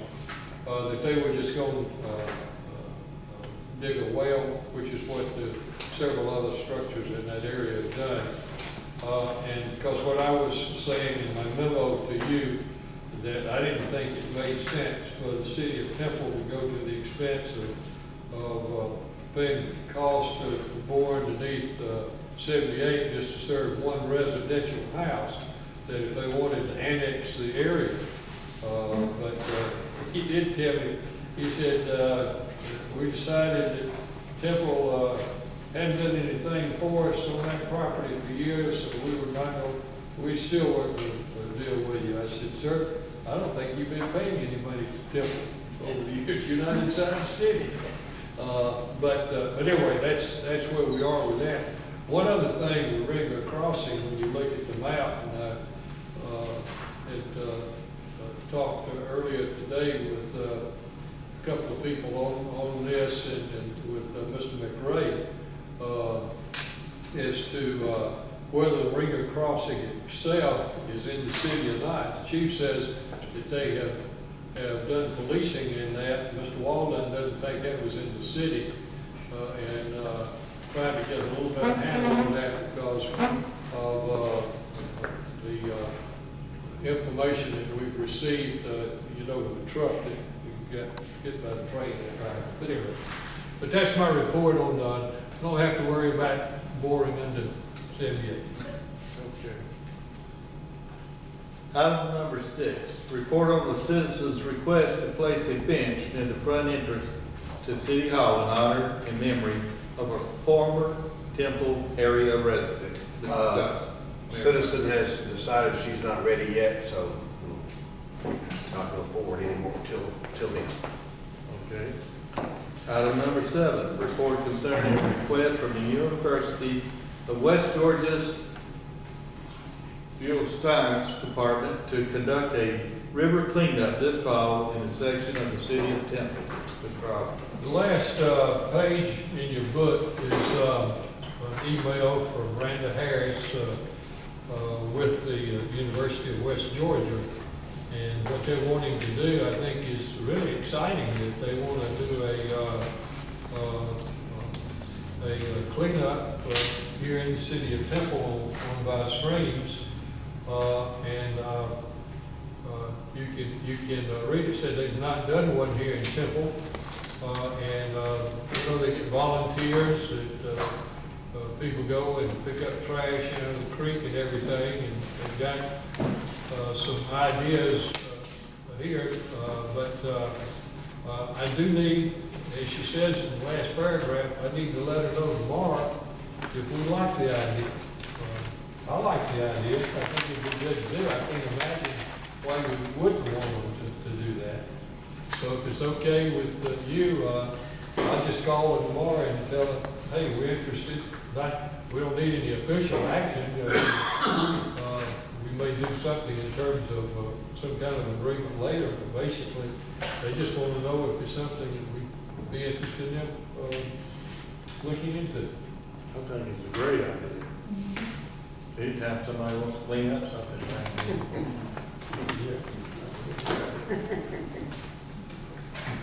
Okay, that concludes the Public Works Committee. All right, thank you, sir. Next, Personnel Committee. Yeah, Mr. Bragdon, who's the other?